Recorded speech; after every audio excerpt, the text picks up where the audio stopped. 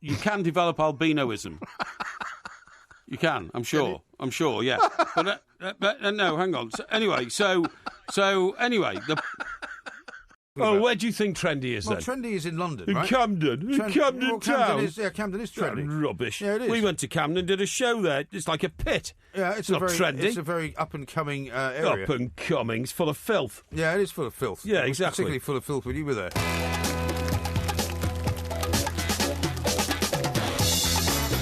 Good morning, I'm Mike Graham, he's Mike Parry, you're listening to the Two Mikes on Talk Sport. You wait a fortnight for a Premier League game and then two lots of them come along at once after the past weekend shocks, which included, of course, the revelation that James Bond apparently supports Liverpool. There's a host of games starting tonight and we'll be all over them here at Talk Sport. Tim Vickery's giving us his view from Brazil and LaDonna Harvey's joining us as well from California with all the news from her part of the world as well. 08717 22 3344. Also coming up on the show, we've got another sparkling edition of Heroes and Villains, and there's plenty of scope after all of the events of the past few days. You're listening to the Two Mikes with me, Mike Graham, and Mike Parry on Talk Sport.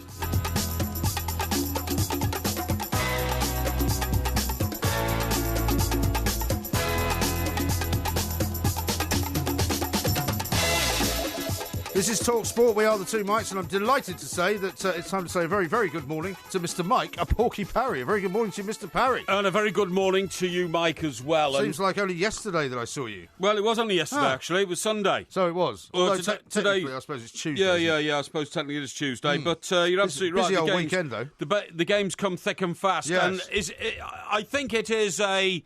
You are a victim sometimes of scheduling in the Premier League tables. Yes. When you get Anfield away on the Saturday. It was Saturday, wasn't it? Yeah, Saturday, that's right, yes. yeah. And then you've got Old Trafford away on the Tuesday. Yes. I mean, that even... The games are really coming fast at Mr. Koeman. I don't think he's really capable of handling it. Of course he's capable of handling it, but well, at the very he start... got the Saturday game wrong, didn't he? What? He got the Saturday game at the very start of the wrong, season, I looked at which those we've never really talked about because you've managed to completely obfuscate Everton's appalling performance by this nonsense about James Bond. That wasn't my fault. It was one observation. I cannot be responsible for the even the BBC have called it one of the tweets of the weekend. A wild and frantic response to a mere observation and a stated point of opinion, which I'm not going to repeat. No, now good. then, I don't want to hear any more about it. Neither do I. Now then, let me tell you this. There are some observations we have to make tonight on the football scene. Apart from the fact that Everton have been treated very unjustly by the fixture list, away to Anfield followed by... don't talk rubbish. That is very unjust. Away to Anfield, then away to... Well, you know, the way it's working out is that teams have either got two home games or two away games. Yeah. We've got two away games. Well, Liverpool have got two home games. Yeah. But your away games... Manchester United got two home games. Your away games are 45 feet across the park, right? And the other one, a short little trip to Manchester. 30 miles down the East Lancs Road. Yeah. But Liverpool have got to go to Bournemouth. Yeah, but no, Liverpool are entertaining. Oh, sorry, Bournemouth is the whole point. Yeah. And you have to say, two of the biggest venues in domestic football, so that's a little unfair. However, I want to make some observations. I don't think it's unfair at all. Firstly, go on. Dicey says, well... They don't want to be dragged into a relegation battle. No England manager will get the Arsenal job. What? Don't give English managers big jobs in English football. No English manager will get there. Well, he was being asked, who should get the Arsenal job? No, he's being asked. He said, you've been mentioned as a contender for the Arsenal job. Yeah. And I thought he very cleverly, instead of saying, I could do it, or giving a Sam Allardyce response, like, well, I could manage Real Madrid. Yeah. He actually said, no English managers will be given Arsenal, because, it's overseas manager. Isn't it managerial etiquette in this instance, that when you're asked a question, to say, that job is not currently available. Yes. I'm not going to talk about a job for which there is no vacancy. Isn't that what they normally do? Well, I think he got round to saying that eventually, but I think he was taken aback because he laughed a bit, sort of, what, me? Dangerous business laughing. Dangerous business laughing and being... Listen, dangerous business laughing while being recorded. Yeah, that's right. Because you might get misconstrued. Well, we won't get into that. As long as you can laugh, as long as you laugh while saying something... Dicey was laughing. It may not actually go well. No English manager will get a job at Arsenal because it's a big club. English managers don't get the opportunity in big clubs. Right, we then move on to... Shall we move on to next? We're moving on to... I'm telling you. Yeah, top six for Celtic. Well, I'm telling you something. I'm just going to defend Brendan Rodgers here. He's right. Because if Celtic not wrong. were in the Premier League in England... Of course they'd be in the top 6 because they're a massive club. Yeah. And with the money they get from Sky... And they would have a massive following. And they would also have the ability to hire all the best players. And do you know what first thing they would do? What would they do? Fire Brendan Rodgers? Probably. No, that's being unfair. No, that's a joke. That's a jape. Yeah, can't you hear me laughing? Well, See, when my speech is accompanied by laughter, it's never to be taken seriously. And it will never have to be in any way taken offence of. Right? Do you see what I'm saying? But I'm telling you... This club is one of the biggest 6 clubs in the world. and they could be. And what the first thing they do is they put another 20,000 seater stand into Celtic Park. Well, one of the things... So they could fill it with 72,000 people every week. Listen, one of the things that Celtic fans do a lot of, and they're right to do it, is to say that they are one of the most widely supported clubs on the planet, of course right? Do you know when Comic Relief was on, I know you probably weren't watching it, but you were forced to watch the reruns of it at your, your in-laws, right? Yeah. When they went to Liberia to find these kind of horrible conditions under which these poor kids are living, that's right, on the wall was a Celtic badge. Yeah, it wouldn't surprise me. Because in Liberia... the kids support Celtic. That's right, they're big. When you go to some far-flung part of India, the kids support Celtic. Well, go to Portugal, mate. Go to a couple of bars there, and there's still the sons and grandsons of original Scottish Celtic supporters who went there for the '67 final and never came back. Right. And it'll be taxi drivers who run those bars. Indeed. And but you're absolutely right, because I remember in Washington DC, if you wanted a great night out, you went down to the local pub, which was the HQ of Celtic Washington DC supporters. Sure. Or you went to Rangers, depending on who'd won that night, to have a great night. But the Rangers felt following not quite as big now, I suspect, because of what's happened. I don't think it's faltered at all. Anyway, that's point 2. And point 3, of course, a matter of great celebration from my perspective. Tom Davies signs a 5-year contract for Everton. This is not news. I mean, this is I'm very happy for sign of the development and forward motion of Everton football. I'm very happy for you, and of course he should be signed because he's a local lad made good, and he's the son of another famous former player. But the bottom line is that is only good news if you happen to be an Everton fan. So, having spoken all weekend about everything but Everton's poor performance, if you want to talk about Everton tonight, you must address their terrible performance against Liverpool. Rushy came on and talked to us on our Sunday show. That's right. Well, great guy he was as well. What a fantastic man. And very open and everything about it. It was only later, when I was going back over the barrage of attack I was getting for my Bond comments, that I noticed that Rushy was sitting right behind him.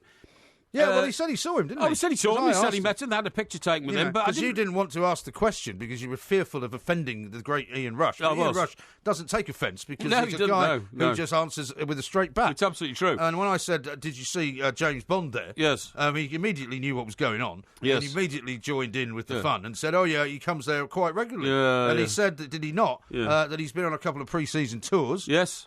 Which you later pooh-poohed and said, well, that would be in America. Yeah. But he made out basically that's where he works most of the time. But he made out basically that Daniel Craig is a well-known fixture at Anfield, and he's there on quite a regular basis. Yes, well, But anyway, look, those are the 3 sporting issues. So those are the 3 big stories you want to talk about. Well, you don't want to talk about your former manager David Moyes. No, I don't. Why not? Well, because it's an issue which has been debated widely, and frankly, I think the situation will resolve itself. Well, I think the story has got a long way to go before it's over. I understand think you're probably if you don't right. particularly want to get into it. We don't need to get into the ins and outs of it. I don't need your opinion on it. If you wish to proffer it, that would be great. No. If you don't, that's fine. No. You know David Moyes better than I do. I know David Moyes very well. I think all I would say is that it is a very, very good example of how you must always be aware of the fact that there is a microphone on almost all the time, and you don't say stuff like that in front of a microphone. You just don't. I would agree with you on that. And I would say that, it was a slip. But I would also say that having known David Moyes for a lot of years at Everton, I regard him as a wholly decent man who would not set out to offend in no circumstances or any other. No, I'm sure that's the case. Yeah. However, the problem is that looked at from the outside, some worlds are rather unsavoury. Yes. And no matter whether they're not really unsavoury, that's what they appear to be. And if you're looking at the business of football from the outside, that does not do anybody any favours inside the business of football. Context is always incredibly important, yes. and it's context in this case which is under examination. Exactly. I totally agree. But I mean, for the people who, for example, get the money from the sponsors, for the people that promote football as a forward-thinking, great entertainment value for all the family. Sure. That's the kind of thing that it creates a problem. And that's why people who say, it's all been blown out of proportion, that's why it's been blown out of proportion, because, the values of football have shifted all over the place. Yes, I'm not disagreeing with you. I merely, from personal experience, want to say what a decent guy David Moyes has always been. Listen, in any dealings I've had with him, he's always appeared to be a very decent guy as well. But very idiotic for saying that, though. He has apologised. He's fulsomely apologised, realising the error, and that doesn't surprise me at all. Of course, he regrets having done it. These things are done without thinking sometimes, and he's tried to make amends, and I hope people will accept that. Yeah, well, we'll see, because the FA are going after him for an explanation. So, even though the apology has been accepted by the lady in question, or the woman in question, or the reporter in question, if you prefer that, I think this has still got a little bit of a way to go before it all. My question would also be, how come it took this long for it to come out? The man who owns Sunderland was in the room, and, would it be conspiratorial to suggest that they're trying to get rid of David Moyes by some means other than paying him off a load of money? Well, that would be a cheap trick, wouldn't it? Well, it would. It'd be a very, very cheap trick. It would. If that's the way. What they have to do is they have to evaluate their responsibilities to their manager as well as to football, and make sure that they get it right. Outside of football, I think the story that we have to examine tonight, because we are somewhat experts on the subject, is... Is there going to be a crisis between DC and Pyongyang? DC? DC. What do you mean, David Cameron? No, Washington, DC. Oh, Washington, DC. DC and Pyongyang. Oh, look, I've just got... Did you not want to? Yes, I did, actually. Oh, well, I ask. No. I looked after myself before the actual show started, so I've already got one. You've got one? Yeah, I've got one, yeah. Oh. You didn't make me one? No. Why should I? Well, why? Normally we get a cup of tea from the producer. Yeah, I know, but there were no clean cups tonight, so I went and washed some cups up, cleaned them up before the new batch of clean cups came in. You've now got a clean cup. I didn't wait around for a clean cup. I took action. It never crossed your mind to ask me if I want any tea?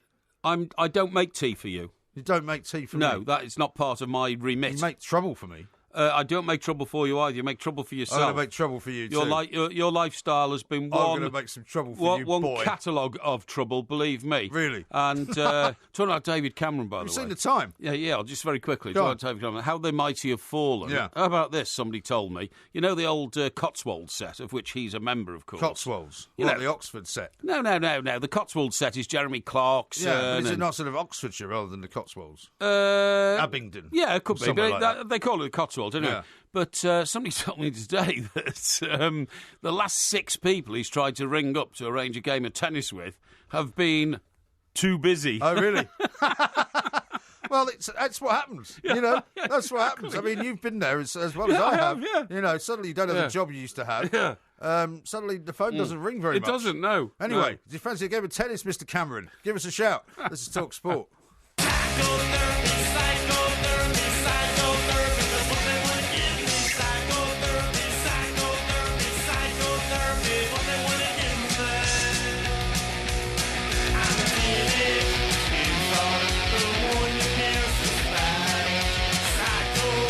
This is Talk Sport. We are the two mics. We've got loads coming up. Heroes and villains a little bit later on. Tim Vickery coming up in this hour. We're going to be talking to LaDonna Harvey over in California as well. Loads and loads of tweets to report to you. Steve says he has apologised. Should he be sacked then if it's not been blown out of proportion? Well, I haven't called for him to be sacked. I don't think anybody else has called for him to be sacked. But I don't think so, all no. I have said is that I think it's a bit strange that this has taken quite such a long time to come out. And I just find nothing happens in this world by accident. And I'm slightly suspicious as to why the timing is this now. Here's one from Scottish Bull who says, I'm a big Celtic fan. At the moment, we would be a mid-table Premier League side, but given money from the English Premier League after 3 or 4 years, we would be in the top 6. I don't think it would take that long, Scottish Bully. I think it would take a couple of years. Less than that, possibly, because you would need. All you would need is a bucket load of money and the ability to sign a bunch of players. Well, yeah, but think about it. Manchester United have got the ultimate bucket load of money, and they're into their 3rd year since Sir Alex Ferguson. 3rd or 4th? 4th year since Sir Alex Ferguson. Yeah. And they still haven't cracked it. So, I mean, when I say they haven't cracked it compared to what their aspirations are. Celtic's aspirations are getting to the top 6. Yes. I think it would take more than 2 years, to be honest. Well, to pull a team together. I mean, you can't just go and buy players. I mean, I realise that. Well, Manchester City have tried to do it, haven't they? And they've struggled. Yeah, but they've got limitless money. Yeah, Celtic but what I'm saying is, it hasn't been smooth sailing for them. I mean, yes, they've won a couple of Premier League titles and they've got themselves into the top 4, but they don't yet have what you might call what Celtic already do have, which Sure. is a big, very strong sort of international identity. Sure, Now, lots of absolutely. other tweets going in Yeah. and coming out. One from Claire, who says that she's missing her beauty sleep tonight in order to listen to the two mics, but she's run out of wine. Doesn't know what to do. Well, you need to know where your local 24-hour shops are. Well, this would be What's your this lady's advice. name? Claire. Claire, yeah. I mean, Claire, haven't you got a list of 24-hour outlets in your What, is kitchen that like what- most is that normal what, people? Is that what you've got up Of course like in I a have. sort of, Yeah. huge writing? Yeah, So that yeah. even when you're pie-eyed, you can still read it. Absolutely. And what, you ring them up and order it, do you? No, not at all. What Well, I you do walk is down I there. no. I ring my taxi firm. I've Right. got a luxury taxi company locally. Is it called that? Is that the name? Well, the no. luxury taxi company. No, it's not called the luxury taxi company, but they only have decent sort of vehicles, Really? And What, like stretch limos, you mean? no, not stretch, but certainly E-class Mercs and that Really? sort of stuff. Yeah. I see. And I don't like mine to be transported in any sort of rubbishy. You don't mind know. it coming in a terribly horrible-looking plastic bag from the late-night sort of all-night cost cutter? What's wrong with Cost Cutter? Why are you so snobbish I'm about not where you snobbish about it. shop? I'm not snobbish, but It's I find it unbelievable. ludicrous that you would take an expensive E-class Mercedes, because you Yeah. only like travelling in E-class Mercedes, Yeah. to the world's worst corner shop. I don't to go. pay 9 or 10 quid I don't for go. a bottle of cheap plonk. I don't go. The driver goes. The driver goes. Driver and how goes. much do you pay him for that? Well, I pay him whatever the wine is, plus a very hefty tip, and Right. then I get billed for the journey later on my account. So how much does this cost you, this sort of running out of wine scenario? The wine's about £8.50. Yeah. The trip usually is Don't about... tell me you only buy one bottle. No, I don't. No, How many do you normally buy? 6. 6? Yeah, because in Just in case you've got to be up till 6 in the Well, morning. no, but just to make the journey worthwhile. Yeah. And then what happens then is the driver comes. I usually give him like a £15 tip. 15 quid. Yeah. So you're getting 6 bottles at 8.50. Yes. Right. Okay. So that's about 55 quid. Yes. 56 quid. Sometimes Plus 15 quid. So that's 81 pounds so far. Yes. What about the fare? usually £12.50. So the fare's only £12.50. Yeah. But you give him a £15 tip. Yeah, I do because and what happens sometimes. So we're up to about 100 quid here, aren't we? Well, it could be. This is man of the people territory. Well, it certainly is, yeah. Because what happens sometimes is he has to come to my place first to get a load of dosh to pay for the wine. You see what I mean? Some of them are very happy to do it on the basis that they either pay for it themselves and I pay them, or even better, because the outlet concerned knows me well, Yeah. they let him take it, bring it to me, and then I give him the dosh, and then he takes it back and pays them. You see what I mean? Okay. Yeah. So, I mean, £100 is to nothing to you to spend of an evening. Of course to it make is. sure that just because you've run out of wine, you No. don't have to go through the slings and arrows of having to just drink non-alcoholic. Haven't you got any other alcohol in the house? Yes, loads. What do you mean? I've got bottles of spirits like Southern Comfort and all that kind of stuff, and gin and whiskey and all that kind of stuff. And I've got some quite exotic drinks now, like, for instance, sort of blackberry flavoured gin and that kind of stuff, you know. Oh, that's the stuff that came in the hamper, Exactly. isn't it? Damson Yeah. gin. Have you Damson, tried is it? it? No, I haven't. No, I it's actually really good. put some in. You know what I did? I made Yeah. over Christmas. Yes. I rather than having Kier in the champagne, Yes. I put some of that in. Oh, is it good? It was very nice. Very good. Yeah, great. I have some. I had that bottle of champagne that we got last week, by the way, at the Okay. weekend. Yeah, good. The Moet. The Moet, yeah, it was You nice. share it with people. I did. I had it with my daughter Excellent. Good. and mother of my children. Excellent. That's excellent. Hmm. And also, I have some red wine, but I wasn't in the mood for red. I see. And the other When thing. was the last time you sent this character out, then? Not recently, No? because I have a very moderate intake of alcohol à ce moment. Don't know what you're Really? laughing at. Why? Yeah. What's happened to you? I feel Have you had some kind of road to Damascus conversion? no. I feel more brain alert with reduced no amounts doubt- of alcohol. There's no doubt the more you drink, I don't mean you personally, Yeah. I mean the more you drink in Yeah. general, Yeah. later in life, Yes. the less you remember. Is that true? I And don't that's- know. I've got a that's- well, laser that's not- sharp memory. Well, that's not good for you. No, it's about energy levels and all that kind of stuff. Really? But anyway, the other thing is I have got a fridge full of cider because I do, Cider? particularly with summer coming up, I do enjoy sitting out in the old roof garden Yeah. and literally quaffing a lovely sort of cold can of cider out of a beautiful Wexford crystal glass. Cider in a Wexford crystal glass. Yeah, it's Why? great. Tastes good. Tastes great, honestly, out of a really beautiful cut glass. Really? You know what I mean? And you think I'm a snob? No, not at all. Not at all. Okay. But anyway, Well, look... thanks for talking us through your alcohol intake for the last few days. Not at all. So I take it you haven't been drinking much over the weekend, then? Well, I haven't had a glass of wine since about... Let me think now. Yeah. A week last Sunday? What? Glass of wine. You haven't had a glass of wine since a week last Sunday? No. Are you sure? Certain. What about last Wednesday? Last Wednesday I had one. No, that's not true. I was with you last Wednesday. I had two. No, you had a bottle. Well, one bottle then. But I mean, that's not really on the register. Yeah, but then I left you there, so you may have had another bottle. No, I didn't. No. You sure? Certain, yeah.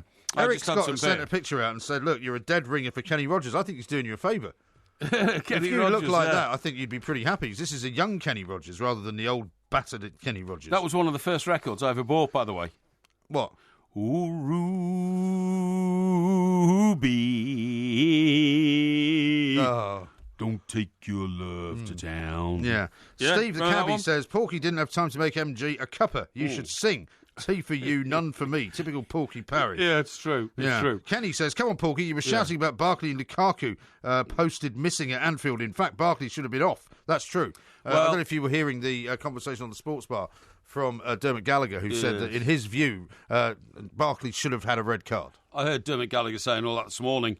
The fact is he still said it. That doesn't negate the fact that he said it. Yeah, but it became boring to me, Well, yeah, but your boys was very fortunate, wouldn't you say? I think people are now bored talking about Everton and Liverpool. I think we should talk about other things. Now, it says here, MG, Porky's got a cupboard full of drink he stole from Postman Pork. It was clearly addressed to both of you. He took it home to his chairless apartment. It's not chairless, I've got other chairs. Yeah, we've got the chair back yet. What's the news? No, we'll have to get an update on that coming up. Yeah. Andy says, speaking of impersonations, please have a go on Paul Clement's one. There's plenty of room to over-cockney it. Yeah, Paul Clements, Paul Clement, you can't... Is he the one who's at Real Madrid? He was at Real Madrid. Because I can't see him at Real Madrid at all. I mean, he's a chippy little sort of... No, but he was at Chelsea. Yeah. No, but he was at Chelsea, right? Which I think is where he got his connection with Carlo Ancelotti. Yes, that's right, And he went to Real Madrid because Carlo Ancelotti obviously thought he was quite good. Yes. But he then went from there to kind of... Did he not go to Bayern Munich at one point as well? He did, yeah. And then he was at Derby.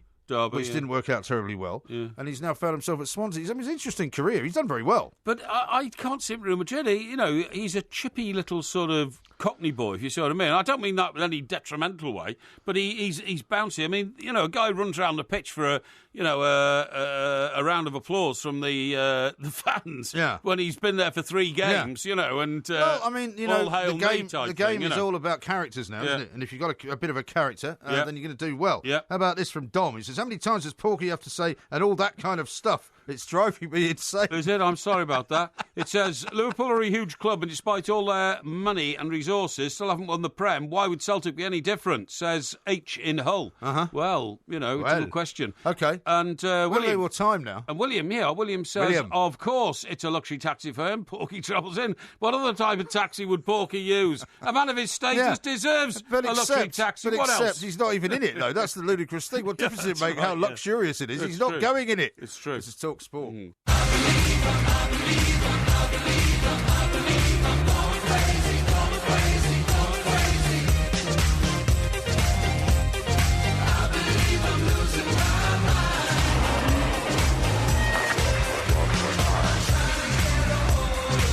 This is Talk Sport. We are the two mics. We've got loads coming up this week as well, of course. We'll have the Porky quiz on Thursday night. We'll have Ask Porky tomorrow. We'll have Porky Vision. We'll have Postman Pork as well. Lots and lots of stuff going on. Oh, what should we absolutely. do the Porky quiz on this week, do you think? We'll do it on the Grand National.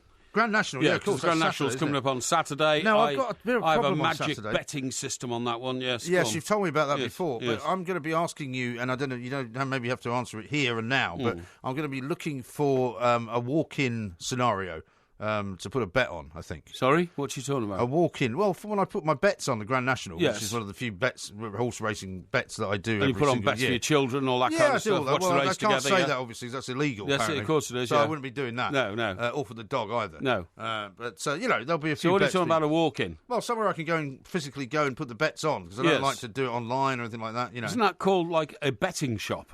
I'm trying to avoid saying that, Why? because I don't know if I can. Well, a public house serves alcohol. Yeah. Why are we betting back shop is to a place alcohol? where you place bets. Well, I was hoping you'd be smart enough, because you are smarter than the average bear. Yes. To pick up what I was getting at, No, so that you would say, "Well, I know exactly the place for you to go." Yeah. You go down into the cut or whatever, down by Waterloo Station. There's one there. Yeah, okay. You don't have to. We don't have to say what it is. Well, I don't think it's a crime to mention, some I don't think places it's a crime are called either. betting shops. But No. people are very funny about this kind of thing. I mean, we also have a lot of friends in the industry, of course. We have a friend called Dom, who I'm sure can help I know you. that. I know that. And, but what I don't like to yes. do, right, for reasons which will remain quite private for the moment, Okay. I don't particularly like to have online access to a betting account. Right. I don't really want to have that. You don't? No. Because every one I've ever had that's been started up for me, Yes. I always forget the password. I've got too many passwords in my head, I end up having to start another one. Funny enough, I've still got about 500 or 600 quid somewhere I've also, an online betting account, also which had I problems, can't even remember. Yeah, and I've also had problems sometimes because of the way that each one is different, and when you put the bet on, it's not quite the bet you thought it was. I must admit. So I just want to walk into a shop, I want to put a piece of paper down and say, look, these are the bets I want to make. There is a terrific thrill, I think, in going in there and looking at the, all the things on the wall and writing it down and then handing your money over, and then the anticipation of the race, and then watching the race, and then going back and stuffing your pockets full of your winnings. There is a thrill to that, but the world has moved on, I'm afraid, and that's a bit now like, going into a pub and saying, go down into the cellar with your jug and get me a pint of your finest ale. You know what I mean? Yeah, I know, but nevertheless, there is still something nice about that, isn't there? Of course there is, absolutely. And so that's what I'm going to be looking to do. So are you able to help me in that regard? Because you're more a man of the world about these things than I am. I will sort something out for you. No problem at all. Only problem being that immediately afterwards I have to travel down to the West Country, which is where I'm going to go for a few days. Yes. So it's quite imperative that I do it straight away from here. Before I get going. Well, you can do it, before we start the show on Yes, Saturday. I could do that too if there's a place nearby. Yes, That's what I'm asking. Yes, we can do that, yes. Is there, so you can take I me can somewhere sort this nearby? out for you, yes. Oh, good, Yeah, okay. no problem Excellent. at all. How about Okay. this from Alan? Yes. It says, MG's like a neurotic old woman with that clock. Yes. Genius has no time constraint. Fly, Porky, fly. Well, exactly. You may say that genius has no time constraint, but unfortunately, Alan, we do live in a world of time constraints, and That's the right. radio business in particular is Yes. constrained by time. Yeah. Genius or not. Listen to this, by the way. See, John doesn't get the idea at all. He says, stop moaning, Porky. Spurs have to go to Burnley and Swansea this week. That's true. Much further than Everton have to go. John, it's not how far we've got to go. I mean, I know MG here said, we've only got to go across the park to Liverpool and just down the East Lancs Road to Manchester. I'm not moaning about the distances. I'm whinging about the quality of the opposition when you get there. Manchester United and Liverpool are amongst the top 6 clubs in this country. Yeah, well, hang on, You're going to Burnley and Swansea, which are in the bottom half of the table. Well, hang on. I mean, everybody Burnley plays... in the bottom half of the table? Burnley are. Well, Sean Yes. Dyche was when you started That's talking right, about him before. I thought you were going to repeat what he'd said earlier, which was that he's told his players he doesn't want them to get drawn into a relegation battle. That's right. It may be too late for that. Yeah, might be. But the bottom line is, surely, every team has to play every other team twice. So, it doesn't matter when you play them, does it? Well... And in fact, some would say it's a good time to play Manchester United because they've got a few injuries, they've got problems winning games Are at you the mad? moment. Do you know who's coming back after suspension? Zlatan. Ibra. Yeah. Exactly. Zlatan. Well, So that's good. not exactly an injury, is Well, it? hang on. I thought Everton were aiming to be a top 6 team. We are. Currently 7th, right? 7th for all time by the Yes, looks. yes, No yes, matter yes, what yes. happens this season, Everton are going to finish 7th, right? And, so therefore you're going to have to start getting better at beating the teams above you. Yeah, well, maybe. Simple. Maybe. Now, listen, I'll tell you what I want to talk to you about.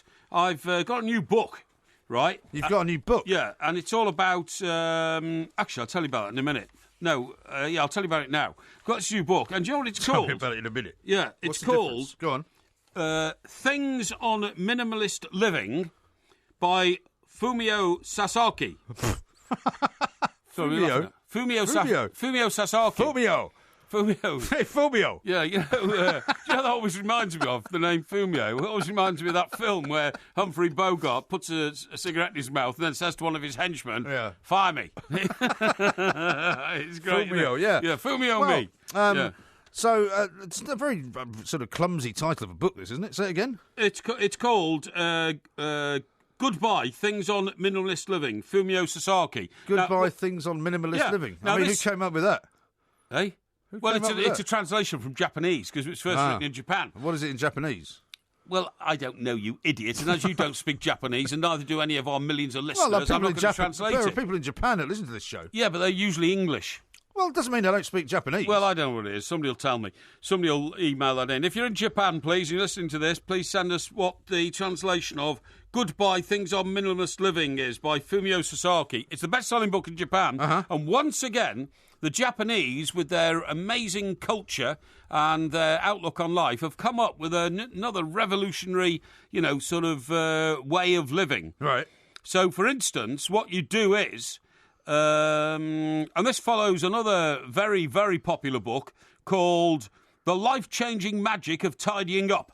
That's whoever's translated this book needs to get a bit more snappy, is what I would say. Anyway, this is all about a guy called Fumio. Yeah, it is actually. Fumio. It's about Fumio Sasaki. He's 37. Yeah. He lives by himself in a 30 square metre single room that contains every possession he has in the world. It's a bit like your room, isn't it? The one you've seen the picture with the chair. It's got your Everton rug. It's got your slippers. It's got all those piles of papers. Yeah, but I've got more than one room. And anyway, I'll just tell you what it's about. I'll tell you what it's about. It is a study of the art of danshari. Danshari. Danshari. Okay. Like dakari. Like Daktari? Daktari. Okay. Yeah, it's Clarence the danshari. Cross-eyed Lion. So, that's right, yeah. Danshari. Danshari. Anyway, danshari is the art of decluttering. Okay. It is the latest and possibly greatest Japanese cultural export, and it, like all the best ideas from the mysteries of the Orient, it's almost impossible to translate. But its 3 ideograms mean cut off, dispose, and discard. It is rendered as cleaning or tidying up. But danshari is to the conventional spring clean what a plate of sea bream sushi is to a heap of fish fingers. How about that? A heap of fish fingers. That's well, how there it's described. Trouble is, though, and you've told me this in the past, and I don't think I'm betraying any secrets. Yeah. You are a bit of a hoarder, aren't you? You hoard stuff. You don't really declutterize. I tend to, but I'm decluttering now. I've thrown out a load of clothes lately, a load of coats. Yeah. I've thrown out boxes. A lot of boxes, yeah. Well, it doesn't look like it. I mean, you've got that stuff that's in that picture that you can put out again. Yeah. There's loads and loads of piles of paper. Yeah, but that's because I'm literally refiling, and I am reinventing my filing system. That's why those papers are there. Reinventing it as what? Reinventing it as a more efficient one. Something you can actually get your head around. Now, let me tell you this, right? Well, what does he recommend? What is his top decluttering tip? Well, you've got to live in a totally minimalist fashion. Well, that's not a tip, is it? What? That's not a tip. How do you declutter? That's what I'm looking for. Well, you don't have possessions you don't need. So you don't have possessions? That you don't need. A bit like that guy we used to know who was Australian. Do you remember Mike O'Regan, who was in America and lived for literally lived in a box. 27 years. He lived on a mate's couch. That's right. And the only thing he'd acquired as a personal item in all of his 27, 28 years was a table. Yes. And that was all he had. Yeah, who had the table? He had the table in the apartment that he was sharing with the guy that he was sleeping on the couch I thought he moved around apartments. No, then he got married. Yeah. But he still didn't really attain any sort of, he never bought anything really. Who did he marry? He married Beth, yeah. Beth, yeah. Beautiful girl. Very beautiful. I remember her. Didn't last forever, though. No, it didn't. Now, it says here, right, the art of danshari is... and this guy's in what they call the radical wing of the Japanese decluttering movement. He is... Yeah. He is... You're joking. No, he's a minimalist. Do you mean there are several wings of the decluttering movement? Yes, the opposing wing is... Like the orthodox wing? No, the opposing wing is the Kondo wing. Kondo? Yeah, who are centrist by comparison. Is that like Kondo Nagasaki? What? Kondo Nagasaki. What you have to look at a possession. If it sparks joy in your head, then discard something else. Sasaki is another branch of this. Yeah, but you're not helping me with any specific practicalities here. You're not saying the first thing you need to declutter, for example, is your food cupboard. No, it says... Right? I mean, for example, I bet your food cupboard could do with being decluttered. What's in it? Hang on, it says here, it can be pretty stimulating when you start getting rid of your possessions. It's refreshing, and the rewards for finding the courage to let go of things are immediately visible. Yeah. Once you fall under the spell of the minimising process, parting with your possessions becomes a supreme directive. So much so that it's almost like you've contracted get rid of everything disease. Why are you shouting? Because it's important. It's important. Well, I could declutter myself of you, I suppose, couldn't I? No, you couldn't. No. Well, that would be the ultimate. Survive without me, mate. Be the ultimate declutterisation. Yeah. I think this is brilliant. Well, it is brilliant, but you see, you're preaching to the converted here, because I, for many a year, right, I was accused by my ex-wife and others of not caring about sort of personal items and not caring about surrounding myself with things. Yeah. Because I never have. This guy's total wardrobe: 2 identical white shirts, 3 grey sweaters, 2 pairs of jeans, 1 leather jacket, and an anorak. An anorak? Yeah. He's also got 4 pairs of socks and underpants and 2 T-shirts. It's too much information. That's it. Yeah. That's it. Well, good luck to him. How many copies of his book has he sold? Millions. Millions. Literally millions. Oh, good. I'm very happy for him. Yeah, so am I. Should we talk to Tim Vickery about it? Yeah. He's coming next. Take me on a roller coaster. Take me for an airplane ride. Take me for a 6-day wonder. Don't you pull my ride side to side. What's real and made to be? Baby James and Acapulco, we are flying down to Rio. This is Talk Sport. We are the two mics. Lots more coming up a little bit later on. LaDonna Harvey's going to be joining us from California because apparently they want to secede from the United States of America. We're going to find out what that's all about. Amazing. Also, of course, it's going to be heroes and villains a bit later on. This music, though, will tell you one thing only, and that is that Tim Vickery is on the line. Tim, a very good morning to you, I should say. Yeah, good morning to you, gentlemen. Although I think I'd probably prefer feedback from the two mics rather than the sound of Roxy music. Just a thought. Yeah, well, I mean, we could certainly try and put that request to the people behind the glass who seem to take inordinate pleasure out of playing it because they know you don't like it. I mean, the mistake you made in the first place was say you didn't like it. That you never go back from that now. Maybe if you start... Honesty's never the best policy, is it? Not around these always parts. Good advice. No, and also maybe if you start to say it's growing on you or something, maybe not. Maybe go the other way.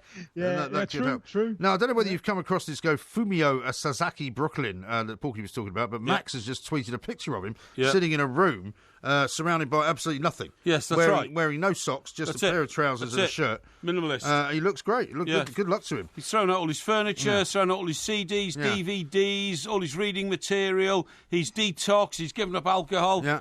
Life is now, boring. Tim, you're a guy that's moved continents, right? So I'm going to guess that you are not a man that collects clutter.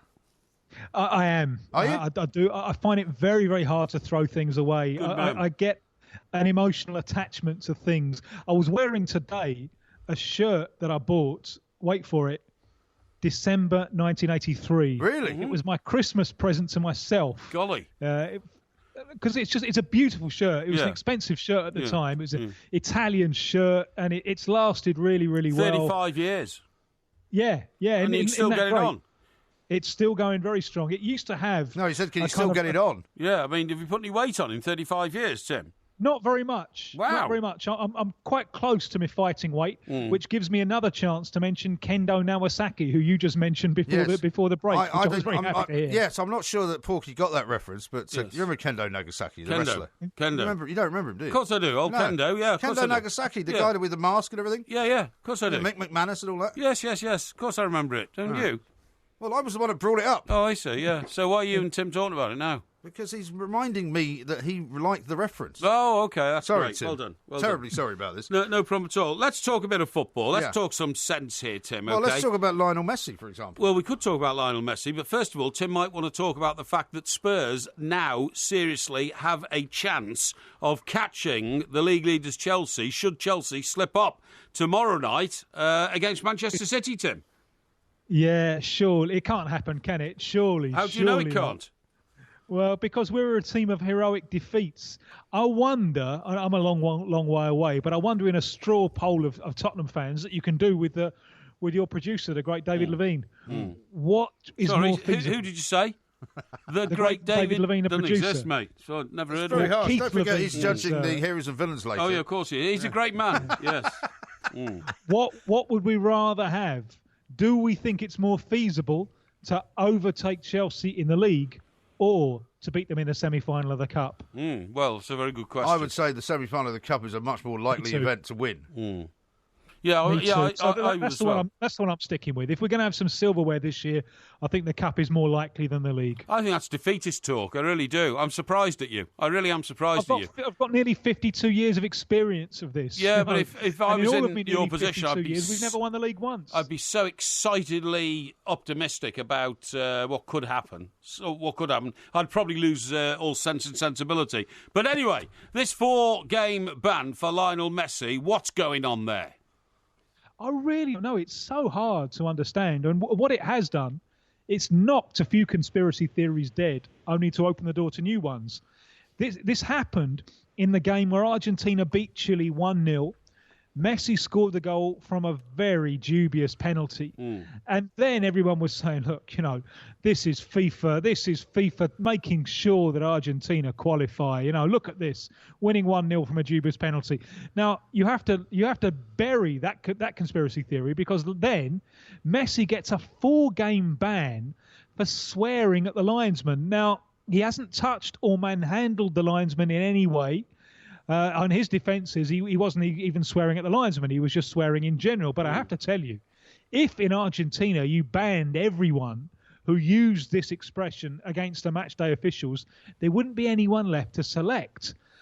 So quite what the rationale is for banning him, the maximum 4 games for, all right, we don't condone swearing at the officials, but a fairly minor offence. It is very difficult to explain. Yeah. And there have been conspiracy theories flying around about this one, that this is FIFA's payback for Messi not turning up to that World Player of the Year awards gala at the start of the year. And his general attitude to appearing for his team internationally. Because it's always been a bit laid back, hasn't it? Well, no, I think that's harsh, really. I mean, he appears laid back because he's a man of few words. I mean, isn't it ironic that a man of few words and the few that he's used have got him banned? Yeah. But no, he is passionate about playing for Argentina, and he really, really wants to win something. Yeah. And I do understand his frustration, which may be boiled over with swearing at the referee, because he is carrying a side that, without him, they look so ordinary. They played 14 games in this World Cup qualification campaign. He's missed lots of them through injury.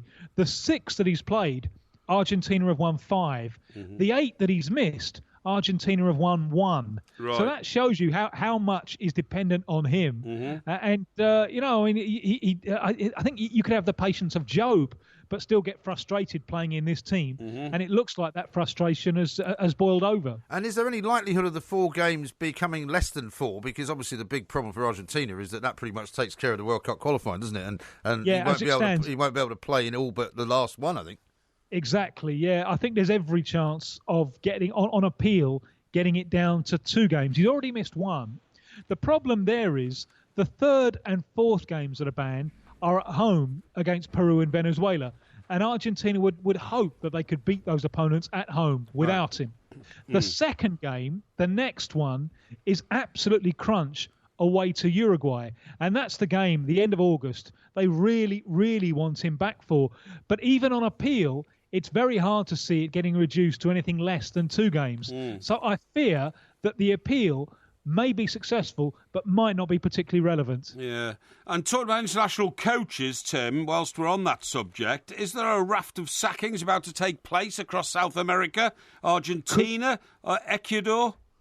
Could well be, yes. And Argentina's coach, Edgardo Bauza, the rumour factory is rife with talk that he's going to go this week. Argentina have only just elected a new FA president. So, he's got his feet under the table. And one of the problems is who comes in if they do sack Bauza. 2 leading candidates. One is Jorge Sampaoli, now at Sevilla. Sevilla's season seems to have run off the rails a little bit. He's been linked with Barcelona, but he's said before that he'd love to coach Messi. He'd love to have the Argentina job. He's one candidate. The other candidate is the coach of River Plate. So we await that one. We should get developments this week. Okay. Ecuador's coach, his fate is going to be defined in the next few hours. Gustavo Quinteros. Ecuador started off like a train. They won their first 4 games. So that's 12 points from the first 4 rounds. The next 10 rounds have brought just 8 points, and they are really struggling. So the axe could fall on Quinteros in the next few hours. I've got a question from somebody called Max who's tweeted in saying, could you please ask Tim about some of the new players that are starting for Brazil against Colombia, and will any of them end up in Europe? Well, most of the Brazil team is based in Europe anyway. There's only a couple who aren't, and they're based in China. Right. One of whom is Oscar's gone. He doesn't figure anymore. Paulinho, who's been absolutely fantastic, and he scored a hat-trick in one of Brazil's recent games, and he laid on 2 goals in the last game with 2 fantastic back heels. Right. So he's flying. He's in China, and central midfielder called Renato Augusto, who's a good player. Was in Germany for a few years, but he's gone to China because his injury record is so poor. He just couldn't turn the money down. So apart from that, the Brazil squad is European-based. Okay. In the Colombia side, there's a fellow called Yerry Mina. He plays his club football in Brazil for Palmeiras. He's a giant centre-back. I cannot for the life of me understand why he's not in Europe already. Okay. And then finally, what about the Chapecoense situation? 4 months after the crash, they're going to play Atlético Nacional of Colombia later tonight. So is this an actual replay of the game itself? No, it's not. They were going to the final of the Copa Sudamericana, the Europa League equivalent. Right. Obviously, they didn't make it because they crashed with a loss of 71 of the 77 lives, and almost the entire team and the coaching staff wiped out. Atlético Nacional, they were going to play them. Atlético Nacional made sure that Chapecoense were awarded the title of the Sudamericana. Now what we're getting is the kind of Charity Shield equivalent in South American football, where the winners of the 2 international club competitions play each other. That's the Sudamericana, which is the Europa League equivalent, and the Libertadores, which is the Champions League equivalent. Now, as it would happen, by a happy coincidence, the winners of the Libertadores last year were Atlético Nacional, the team that Chapecoense were going to play. So just over 4 months after the game that didn't happen, the game will now happen. The first leg is tonight, the second leg on the 10th of May. And it's a kind of title that isn't really a title. But the main thing is that finally these 2 teams are getting to face each other. They've become really firm friends. And after all, the biggest thing about football is not who wins the title. It's the global friendships which are forged as a result of the game. So the most important thing about this game, there'll be 2 very emotional occasions. And more important than who wins, it's a further layer on the firm friendship which has been forged between these 2 clubs. Sure. Incredible story. Tim, thank you very much indeed. We're out of time, sadly. Tim Vickery there reporting into us from Brazil. We'll have more from Tim later on. Lots more for us to discuss. Absolutely. Of course, we are TalkSport. Now, quite a few tweets that we have to catch up with. Here's one from Andy in the Peaks, who says, so Porky has a moderate intake of alcohol. That's up there with the Pope having a moderate intake of Catholicism. Hey, that's a bit harsh. Fergal says, Wexford Crystal. Does Porky not mean Waterford Crystal? Waterford, that's what I meant, yeah. But that is down near Wexford, isn't it? Well, Robert says the same thing. Quaffing cider from a Wexford Crystal glass. As an Irishman, I've never heard of Wexford Crystal. I've heard of Waterford, perhaps. Yeah, El absolutely. Planco. Yeah, absolutely. And Chris says, Porky moderating his alcohol intake is like saying a cow doesn't produce milk. Oh, that's very nice, isn't it? Thank you very much indeed for the vote of confidence in my popular lifestyle of sobriety and what's the word I'm looking for? I don't know. Minimalism. So is this your new thing then? Yeah. You think you're definitely going to sign up for this? I understand exactly why people do it because I mean it's a way of life which you can easily sign up to. Very, very quickly indeed. Well, I suppose you can, but I mean, this is what I was saying earlier. I mean, my reputation for years was of someone who didn't really care about personal possessions and who didn't really own very much. I mean, I owned a few clothes, I owned a few CDs. Yeah. You know, I never owned a car for a long time. I was at a company car. That's because you were a poor... I never owned... No, it wasn't. I just peasant type of person. Not particularly, no. I mean, some people don't like to own things. I mean, I'm not somebody who is desperate to acquire wealth like you are. You know, you think that in order to be somebody, you need to have, for example, a Rolex watch. You know, because you think that makes you someone. I don't think I need to do that. You see, these are the words of envy and malice. Not at all, no. Yes, they are. I could not be less envious. What about this? In this guy's house, right, because I've looked at a bit more of this. Has he got a watch, this bloke, for example? So much interest. I'm not sure, but it says here he has a single shelf of magazines and paperback books. Right. a cupboard of basic kitchen implements, 2 glasses and 1 bowl. 2 glasses. So what does he do when 3 people come round? I've no idea. I don't think there's enough room for 3 people in this place. In his working desk is a folder of receipts for the taxman and a multi-purpose army knife. The taxman? Yeah, the taxman. Yeah. Multi-purpose army knife. Army, I see, now I'm worried. Yeah, Because exactly. he's a bit of a weirdo, this guy. He's got an army knife. Recharging on the floor are a MacBook Air, Yeah. an iPhone, I've got one of them. a Kindle, Okay. and a set of tiny speakers. Okay. And that, apart from a couple of bags and suitcases in the corner, a digital scanner, a Dyson vacuum cleaner, and the contents of the fridge, in which there is hardly anything, Right. is pretty much it. He doesn't. Why does he need a vacuum cleaner? I mean, that picture of him sitting on the floor, he hasn't got a carpet. Doesn't look like he needs a vacuum cleaner. Well, I think the Dyson ones can vacuum like wooden floors. Well, they can, but I Yeah. mean, if he doesn't own anything, he's not going to have a very dirty apartment, is he? Yeah, I suppose He's got not. nothing to make it dusty. It says here, it is the sort of kit that the rest of us might take on a longer than usual camping trip or a summer house swap. Yeah. But this is all that Sasaki owns. 3 years ago, this is the turning point. Yeah, okay. He was in an apartment crammed with objects. The story of how he got from there to here is not just one about physical minimalism, but a drastic reordering of emotional priorities. Some of you may think that I'm a loser, an unmarried adult with not much money to speak of, but the old me... So he hasn't got much money then? He hasn't got much money, Well, no. so this is not going to work for you, is it? I mean, he's now minimalist about money as well. Yeah, because he's broke. Yeah. The old me would have been way too embarrassed to admit all this. I was filled with useless pride. But I honestly don't care about things like that anymore. The reason is very simple. I am happy as I am. Yeah. That's rubbish. This guy's just poor. Well, hang on. You He's started not... off saying this guy was great. No, I didn't. No, he's poor. Now you've worked out he hasn't got any money. You don't like him. He's not good enough now to get a job, to get a bigger apartment than some sort of little box room he lives in, right? Right. So he's decided to make a virtue of being, the fact that he can't afford to buy anything. minimalist. Can't afford. Now, what he's now here. So he hasn't got a telly then, presumably. Hasn't got a telly. No.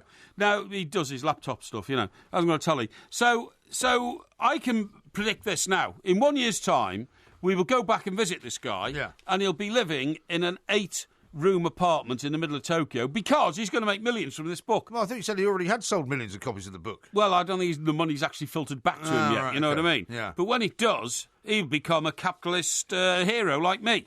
Well, I mean, the trouble is he can't, because then he would kill the goose that lays the golden egg. He won't care. He's got millions. What he's got to keep doing is writing all this minimalist rubbish. And you've got to, the second book will have to be on how you can live on one mat I told you. with only a pair of speakers and actually nothing else. No, I told you that he's already done one called The Life-Changing Magic of Tidying Up. Oh, so this is his second book. No, that was written by another woman in this genre of minimalism. So he's stolen the idea. Called Marie Kondo. Oh, right. Yeah. Marie Kondo. Marie Kondo. And, Right. and her book's been at the top of the best-selling list on the New York Times bestseller list for 118 weeks. So all the fruitcakes now in New York and Los Angeles are going to take it up. Yeah, well, we're going to talk to a lady over in California very shortly, We Donna will, yeah. Harvey. Yeah. Not that she's in Los Angeles, but she's in San Diego. And not that she's a fruitcake. And she's certainly not a fruitcake, No, so that's we'll right. get her view on all of the minimalist stuff. Because, totally agree, yeah. Some people like it. I mean, I don't own an awful lot of I things. can't stand minimalism. It's dreadful. I don't own loads Boring. of stuff.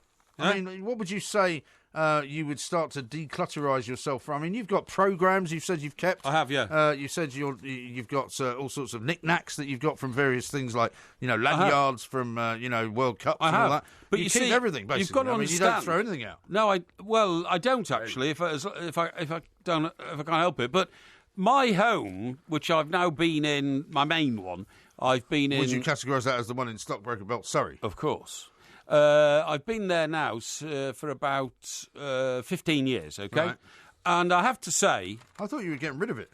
I am shortly, Oh, yeah. But I have to say, you can walk through that, and literally there is a history of my life on the walls, with the artefacts on my shelves, in my bookcases, in my glass cabinets. There are artefacts of my life which show you just exactly the life I've had, and it is a fascinating story. No, it's a fascinating story. What's fascinating about it? It's a fascinating journey Really? of adventure from small beginnings to heights Yeah. I could not have dreamed of. Really? Yes. Yeah, what a wonderful... It sounds like you should open it up to the public. The Porky Parry Museum. Well, we did say we were going to do Exactly, that, yeah. in fact, on the... Yeah. Well, we've done it on the website, actually. There's meant to be a Porky Parry Museum on the website. Well, there will be eventually. We've got may it all not- sorted. We may have to sort that out soon. Indeed. Yeah. Now, there's lots of other things to discuss. Yes. And don't forget, by the way, that we are going to... We've already now decided there's going to be a Grand National quiz. Yes, At definitely. the end of the week. Definitely, Don't yeah. forget, tomorrow, of course, we're going to start the countdown to the Masters. Oh, yeah, Did we you are. see that they had a tornado over there? Or a tornado warning. They had to evacuate the course. No, did you see the pictures of the weather? I mean, there was water running down people's faces. Yeah. It was that severe. It Yeah. was very, very severe. Yeah. And you kind of wonder what sort of shape the course is going to be in after a deluge like that. Well, you do wonder about all sorts of things, Yeah. because the trouble is, if it gets wet there, you know, the golf suffers massively. It does. And, Listen, you know, the accuracy suffers and everything. I totally suffers. agree. Just on the old Kondo there that we've been talking about. What was his name? It wasn't Kondo. That's the Kondo. lady was Kondo. The lady was Kondo. yeah. It was Fumio Sasaki. Fumio, right. yeah. Now, let me tell you the complete opposite to that, right? So he goes into minimalism and he hasn't got a couch and all that kind of stuff. Yeah. More than 20 million people in Britain are physically inactive and could be described as couch potatoes. That's right. 1 in 3 people in this country. Yes. Well, it's just the story the NHS has been pumping out, saying It is. everyone's inactive. It is. And therefore, you know, we're all going to have to pay a lot more for the NHS. No, it's- Absolute rubbish. Well, Complete listen, cobblers. listen to a few of the facts here, right? Yeah, right. Physical inactivity can cost the country £1 billion a year, but it's found out that half the adult population, particularly in the northwest of England, Yeah. do not get enough exercise. Right. Now, it says here, and, you know, this is serious stuff, and it applies to both you and me. Yeah. People should do at least 2.5 hours of moderately intense activity a week and strength exercises on 2 or more days a week, according to government guidelines. Moderately intense means anything where someone is working hard enough to raise the heart rate and break into a sweat and is able to talk but not to sing. Right. It's a strange sort of... Able to talk but not to sing. yeah. Singing's actually quite strenuous. It can be. I mean, singing's quite good for your cardiovascular system. You use a lot of energy singing. Yeah. Now, in all honesty, hand on heart, Yeah. do you think that you are active for 2.5 hours a week? Yeah, absolutely. When? Where? When? Where? Yeah. Well, first of all, I wouldn't... Getting wish to in get and out into- of your car doesn't count. Yeah. Well, I mean, there are things that I can tell you and things that I refuse to tell you. But Yeah, I mean, okay, certainly that's walking fine. the dog Yes. is quite a big period of activity for me. And I walk the dog, I mean, just in this weekend alone, if you like. I walk the dog twice on Friday. Yeah. I walk the dog twice on Saturday. Yeah. Twice on Sunday. But that's very and light twice- exercise. It's not particularly light exercise. I sometimes run with the dog on the beach. Yeah, well... You know, I walk, generally speaking, with him around about 7 to 8 kilometres a day What about your strength exercises? when I'm with him. Well, give me strength exercises, I do. I don't know about strength. No, what about your strength exercises? Well, like what? Well, What would you call a strength exercise? well, I've still got my bull worker. What's your problem? Hey? and when do you do your bull worker exercises? Every day. What, you mean one of those things that you pull out Yeah. like Mr. Yeah, Strongman? that's right, yeah. Like Charles Atlas? Yes. Actually, mine is a pusher-inner. That I would like to see. pusher, innit? Why don't you bring it in? We'll do a little video. No, I'm not going to bring it Yeah, in, you bring idiot. it in. No. Yeah, because I don't believe you. Well, I do. Yeah, but if you don't bring it in, then nobody else is going to believe you either. Well, I don't care if they Or, believe me or not. at least get your next door neighbour to take a picture of No, you no, doing it. no. Those are my strength exercises. I don't believe you. I do it every time I go in or come out of the shower. What, you just pick up the bull worker? Yeah, I do. Yeah, because it's at the entrance to my my shower room. It's like having an accordion, isn't it? Yeah, it's a bit like that. Might Yeah. as well just play an accordion. No, you idiot! It's You know, Daddy Boy. It's strength Oh, exercise, Daddy you Boy. fool. You see the time, by the way. You see, it's typical of you to mock that you don't do. You know. Well, I would never have Everybody a else bull does worker. things which are better than you. Well, just because you buy everything from the back page of the Sunday Express magazine, No. you know, not available in any shop. Not at Those all. weird-looking boots and shoes and trousers. Not at and all. a bull worker. Not at all. Unbelievable. Anyway, more from what's going on in the Porky Penthouse coming up on TalkSport. I'm going slightly mad. I'm going slightly mad. It finally happened. Finally happened. Finally happened. I'm slightly mad.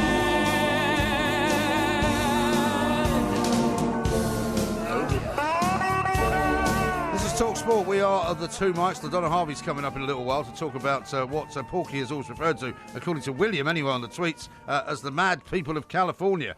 Porky's always called them that, he says. How about this one from someone who doesn't give a name? Yeah. Hi, Mike and El Planco. What on earth is Porky on about? I can't get to sleep because Porky keeps coming out with this nonsense about space and how to live like a plank. Well, hang on. It's not me, is it? All I'm doing is passing on the information I acquire through reading my journals to spread to the greater munificence of our millions of listeners. That's all. How about this from somebody who doesn't give a name? Charming character, though. MG, you old git, it starts off as. Yeah. If you can't be bothered to read text, you should be honest with the public, as people are charged for text, so stop putting Twitter first. There's a good chap. Well, I've just read your text, and I have to say it's possibly the worst communication of any kind I've ever had to read out on the show. If you're going to spend money on sending a text, at least put something decent in it. Yes. You plank. Yes, I totally agree with that. People do love us talking minimalism. And by the way, I'm getting increasingly angry about the situation regarding diesel cars. Oh, yes. You know that the government now are literally saying that they will not stand in the way of... Well, sorry, what are you laughing at? I'm just getting told that the person that sent that text in is no more than likely to be sending another one in a second. Oh, really? Yes. Is this person known to us? Apparently so. I see. Yeah. Is that why there's no name on it? Maybe. I'm not sure. Yeah, I see, yeah. Apparently I called him paranoid in the past. Oh, you have indeed, OK. Now, the government are unlikely to stand in the way of local authorities who wish to impose a £12.50 a day congestion charge. Well, that's what they're going to do in London. Yeah, on people driving a diesel car. Yeah. Right, can I just point out? Yeah, I thought you didn't drive a diesel car. I won't be soon. What? I won't be soon. You told me your car was petrol. No, my car's diesel. We've had this discussion Have we? before. You've got a mental block in your head. Oh, OK. It's always been diesel. OK. Right. Drivers of diesel cars bought new less than 2 years ago face a £12.50 daily charge in central London under the first pollution penalties to hit modern diesel engines. Sadiq Khan, the Mayor of London, will say tomorrow, that's today. Yeah. Because I picked this off last night. We'll say today he's bringing forward the introduction of an ultra-low emission zone and plans to expand it from central London to the North Circular and South Circular roads. That's all of Greater London, Inner London. That's all of Inner London, by the way. What, everything inside the North Circular? Everything inside. He's already announced a £10 toxicity charge. Oh, yeah. Starting in October in central London between 7 and 6 from Monday to Friday. So this applies to cars in your bracket then that you bought 2 years ago. Right. This car, which I bought 15 months ago, will now be charged £12.50 plus £10 a day to drive in central London. And £22.50 because it's older than what, a year or something? I mean, what's the cut-off? No, because it's got a what they call a polluting diesel engine. No, I know, but I thought there was an age factor here, so that if your car was relatively new, that you wouldn't pay as much. No, what they're saying is there's no distinction now between an old diesel engine and a new diesel engine. You all cop for it. Yeah. So I'm going to get hit for it as well. Yeah, you are. Even though my car's brand new. Yes, you are. So, well, it's 6 months old now.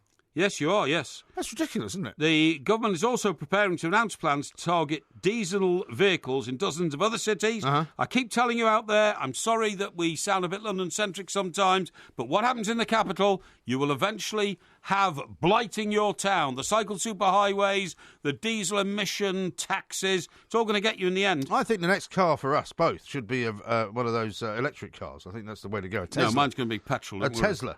No, I think a Tesla's the way to go. Not for me. Because, I mean, you can afford it. The point is if you can afford to buy an electric car and it's a decent car, which a Tesla is, then why not just do it?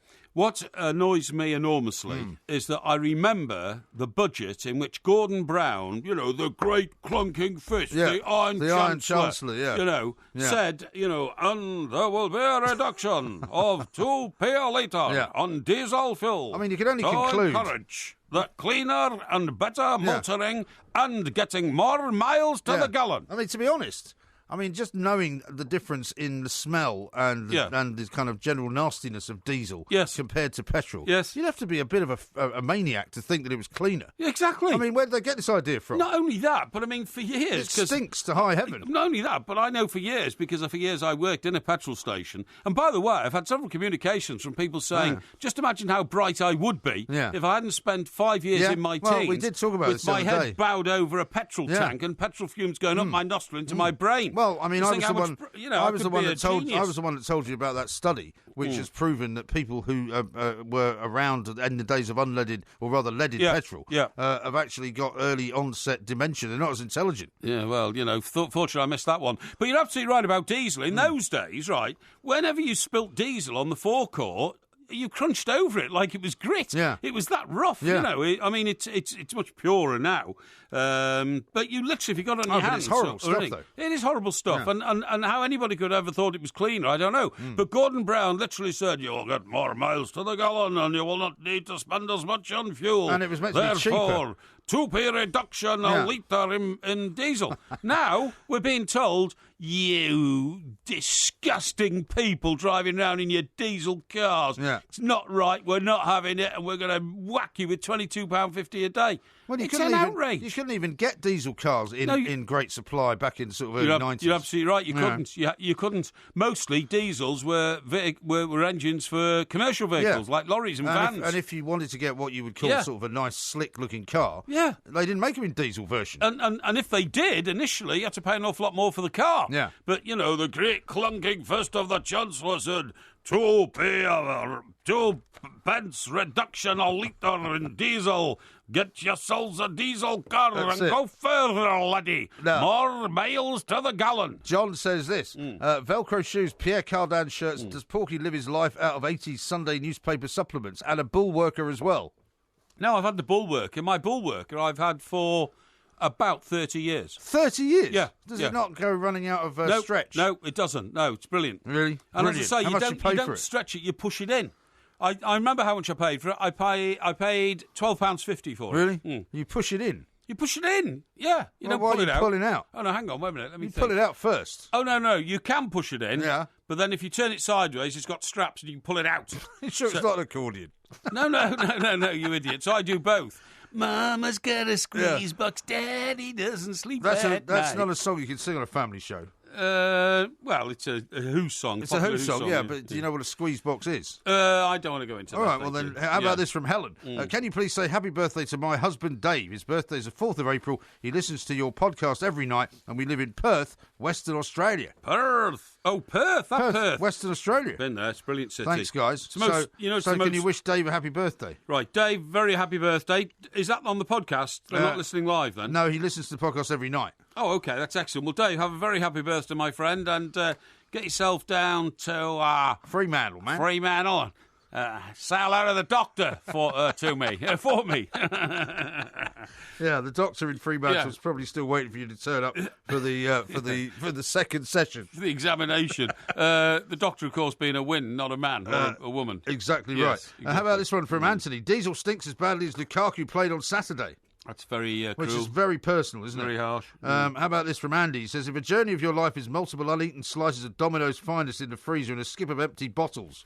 I think he's talking about your journey through your various things on the shelves. And chucking things away. Yeah. Did you like Cream, by the way? What? Cream, Cream, the the group. band? The group, yeah. You know what? I didn't particularly like them when they were around. There was some Cream music that I would listen to. Yeah.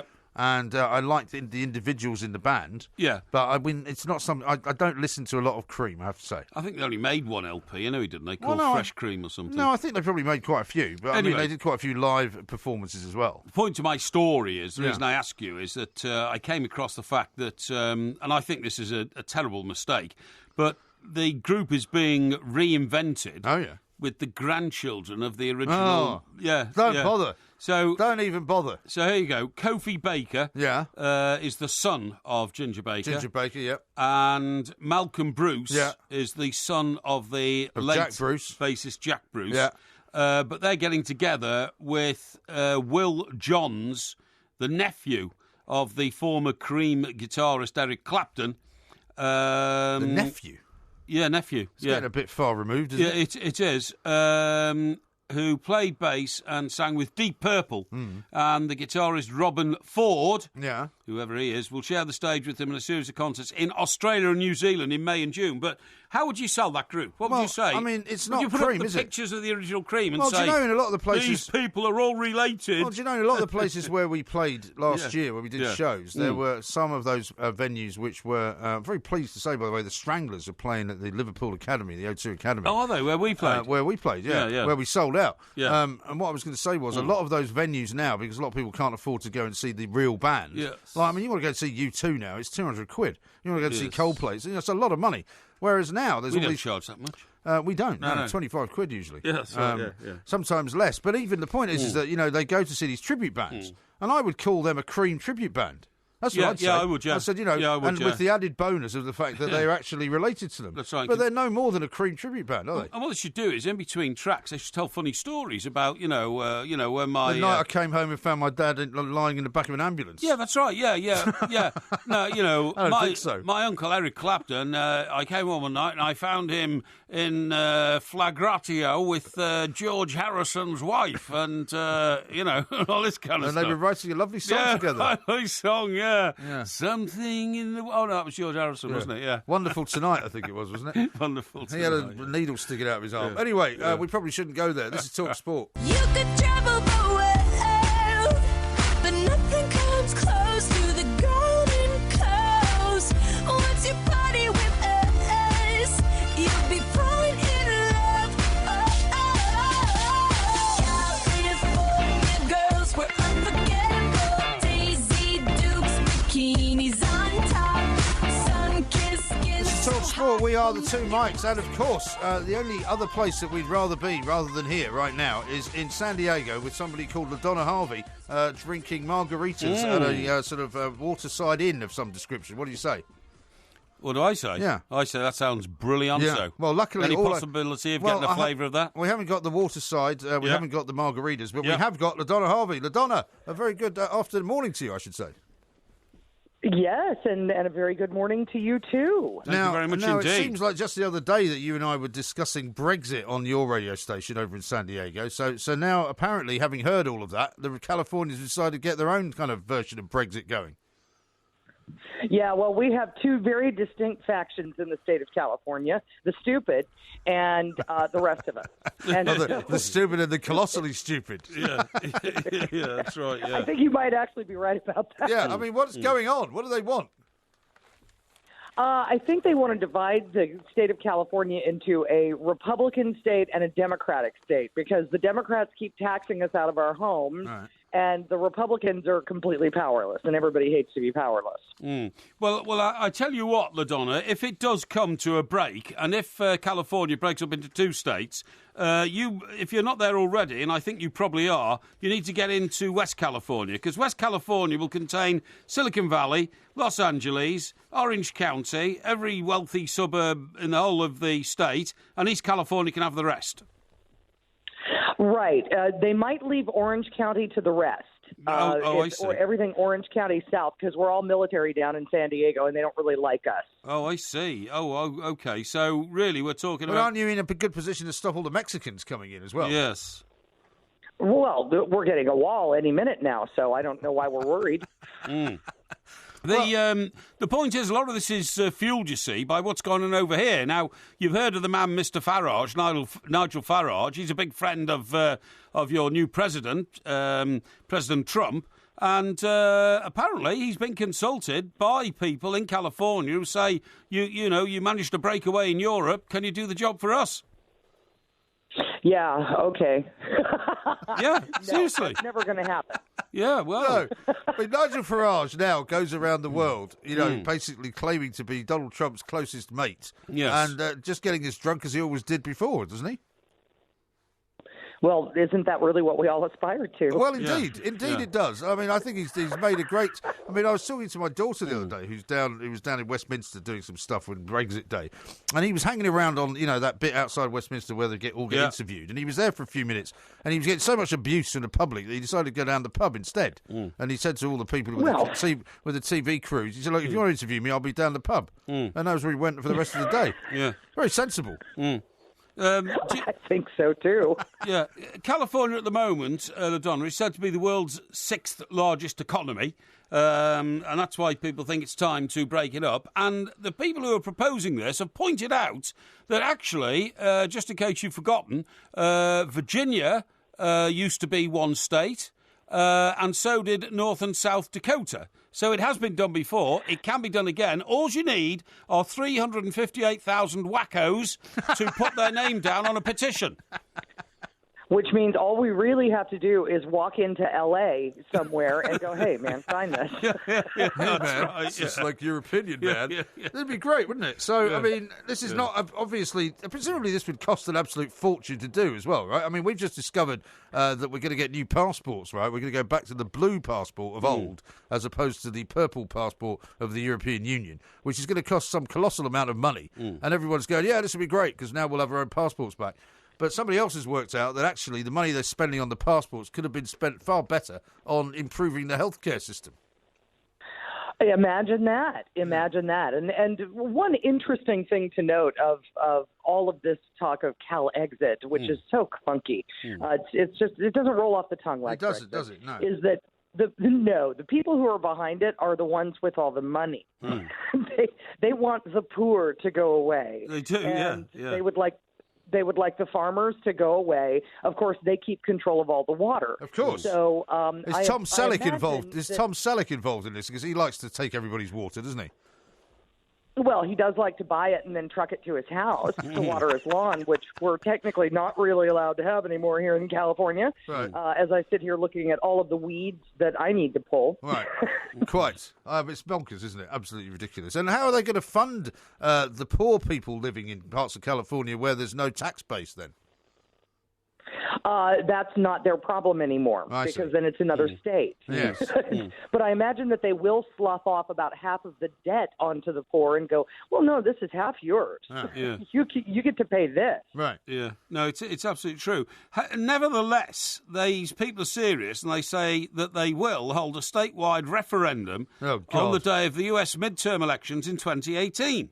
And, they... Yeah. Well, they I mean, you're absolutely right, of course. California is full of wackos, but wackos do strange things, So...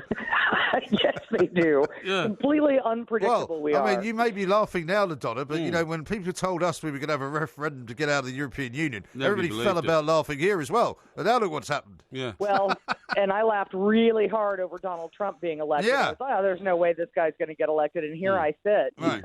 Yeah. with him is firmly ensconced at Mar-a-Lago. Exactly right. And I see that for the first time, Melania has now posed for a portrait.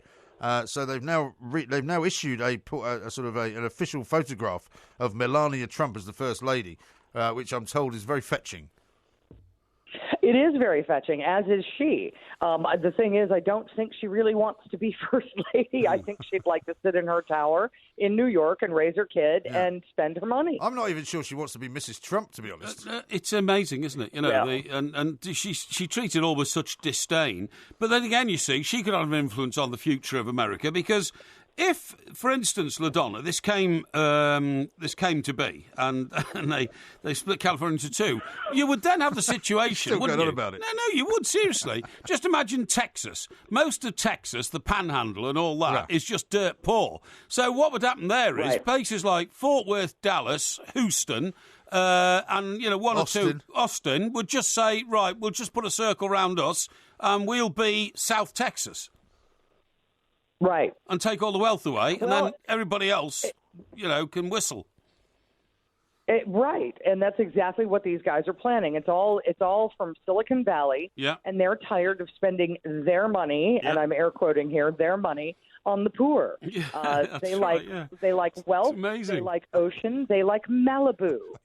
They do. What they don't like is farmland. Porky, he'd fit in very well with these people. No, he detests the poor. In fact, he's admitted to me that his greatest fear in life is poverty. Well, yes, but I mean, it's all relative, isn't it? But no, you're absolutely right, LaDonna. These guys, if they literally drive inland more than about 30 or 40 miles, so they start getting like nervous twitches in their face. Nosebleeds. And nosebleeds. blades and say, why are we funding this, this ridiculous amount of land that we don't need? I can see it now. I really can. I think it's got a chance of happening.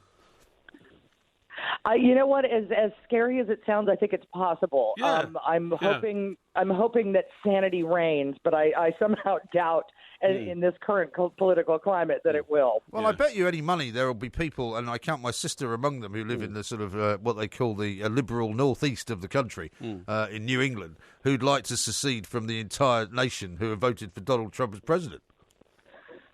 Yes, I imagine they there's a load would. of them, They're effete snobs, and I'm sure they're very nice. But they don't want anything to do with the hoi polloi. Most of them don't like poor people either. No, it's absolutely true. And, No. and Adonis, to let you know, by the way, there is increasing talk in the political circles in this country that we should actually put a circle round London and make that a separate entity to the rest of the United Kingdom, because Wales have got their own parliament, Scotland have got their own parliament, the English haven't got their own parliament in the UK, but London generates at least 1/3 of the whole of the wealth of the country, so we should just put a ring around what's called the M25, the Beltway. That's why they're going to start charging people 25 quid to come here. Yeah, and just declare an independent republic.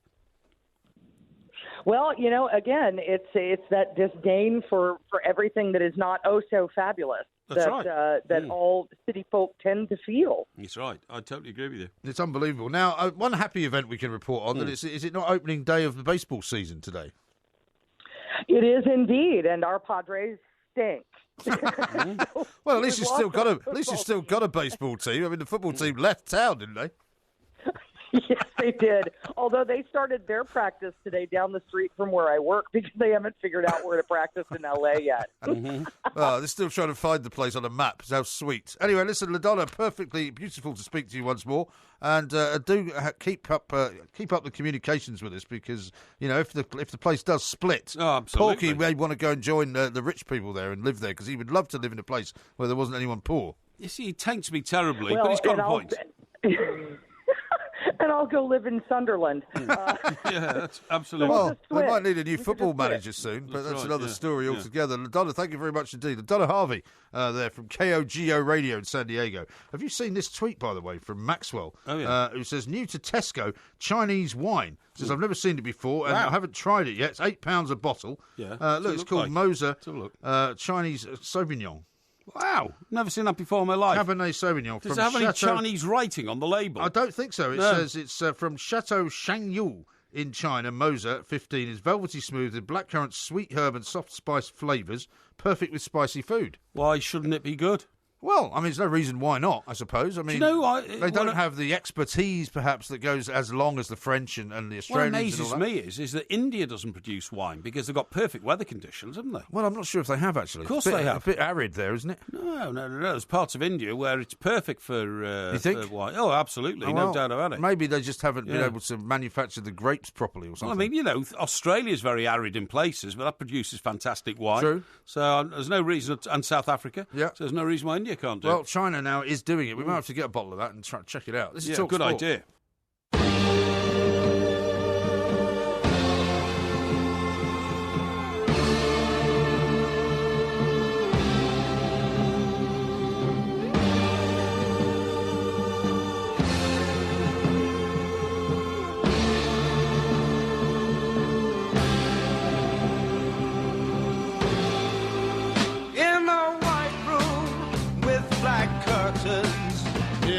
Station,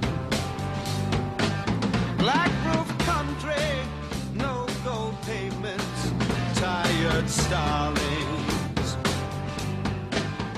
Bit of Queen for you? Not Queen, Cream, sorry. Cream, yeah, that was Cream, wasn't it? They were actually very, very popular when I was... well, there's a famous, I think... I was a teenager. There's a famous concert video, I believe, of them playing the Albert Hall. Is there? Yeah, I think so. Okay. Which is worth a look, actually. Okay. But it's very dated music to me. I mean, there's a lot of... I mean, I listen to a lot of what you might regard as sort of 70s era metal music, wasn't like, it like like Led Zeppelin and Traffic. Original even. sort of rock blues type. It kind stuff. of was, but I mean, yeah. it's not. Yeah. It's not something I listen to a lot. No. Of, it's sort of what I'm saying. Well, really. you made the point actually on this show about a year ago that Eric Clapton has more regard as a musician than a songwriter. Yeah. And that he didn't write a catalogue of great songs like, other He's performed a lot people of of other the era. people's songs, yeah. Yeah, that's right. Yeah. But he was basically known for being like a blues guitarist. He's a great wasn't he? guitarist, yeah. Exactly. Unbelievably That's right. good guitarist. Yeah. Now, how about this from Irradiated Cola, who asks a question. He says, with so many Yeah. changes recently, can you please confirm when Ask Porky is back? I have a question. Ask Porky is back on Wednesday this week, isn't Tomorrow? No, Tuesday. Tuesday. Well, It's Tuesday Tuesday into Wednesday. Tuesday into Wednesday. Yeah. Wednesday morning. It's Wednesday morning this week. You can start sending in the questions any time from sort of breakfast tomorrow. Is that right? Absolutely right, yeah. Yeah, Well, yeah. breakfast today, really. Yeah, breakfast Easy today. says, I would buy that Japanese fella's book, but I don't want it cluttering up the place. Exactly. We'll read it and throw it away. I mean, I guess you'd get it on Kindle, couldn't you? You can get it on Kindle, absolutely.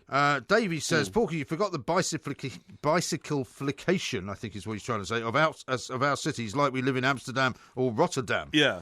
And Andy in the Peak says, didn't they advertise bull workers along with sea monkeys, X-ray glasses and flick combs on the back of Marvel Comics? I think they did at one point. Do you remember the famous advert for the Charles Atlas bodybuilding Was this catalogue? the kicking in the sand? Yeah, that's right, yeah. It was Yeah. one of the things my dad and I, for some reason, always used to always remember. Exactly. You know? It's terribly funny because there was a cartoon of a bloke sitting on the beach with his girlfriend. Yeah. She was rather glamorous blonde, wasn't she? I think so. And some big tough guy comes along, and literally starts chatting up the girlfriend, and the guy says, "Don't talk to my girl like that." Yeah. The guy kicks sand in his Yeah, face and that's says, right. "Shut up, wimp." Yeah, that's it. And Never get away with that nowadays. You wouldn't get away with that these days. And on the back of that, he was said, if you had joined the Charles Atlas Bodybuilding Yeah. Foundation, Right. you'll never get sand kicked in your face again. That's right. Most people had never had sand kicked in their No. face, but nevertheless, you'd never happen to But you it, again. but it was a marvellous piece of advertising Yeah, because it yeah. became synonymous with Yeah. weaklings. Yeah. That, It did, yeah, you yeah. didn't want sand kicked in your face. Or I remember being at school and you'd go,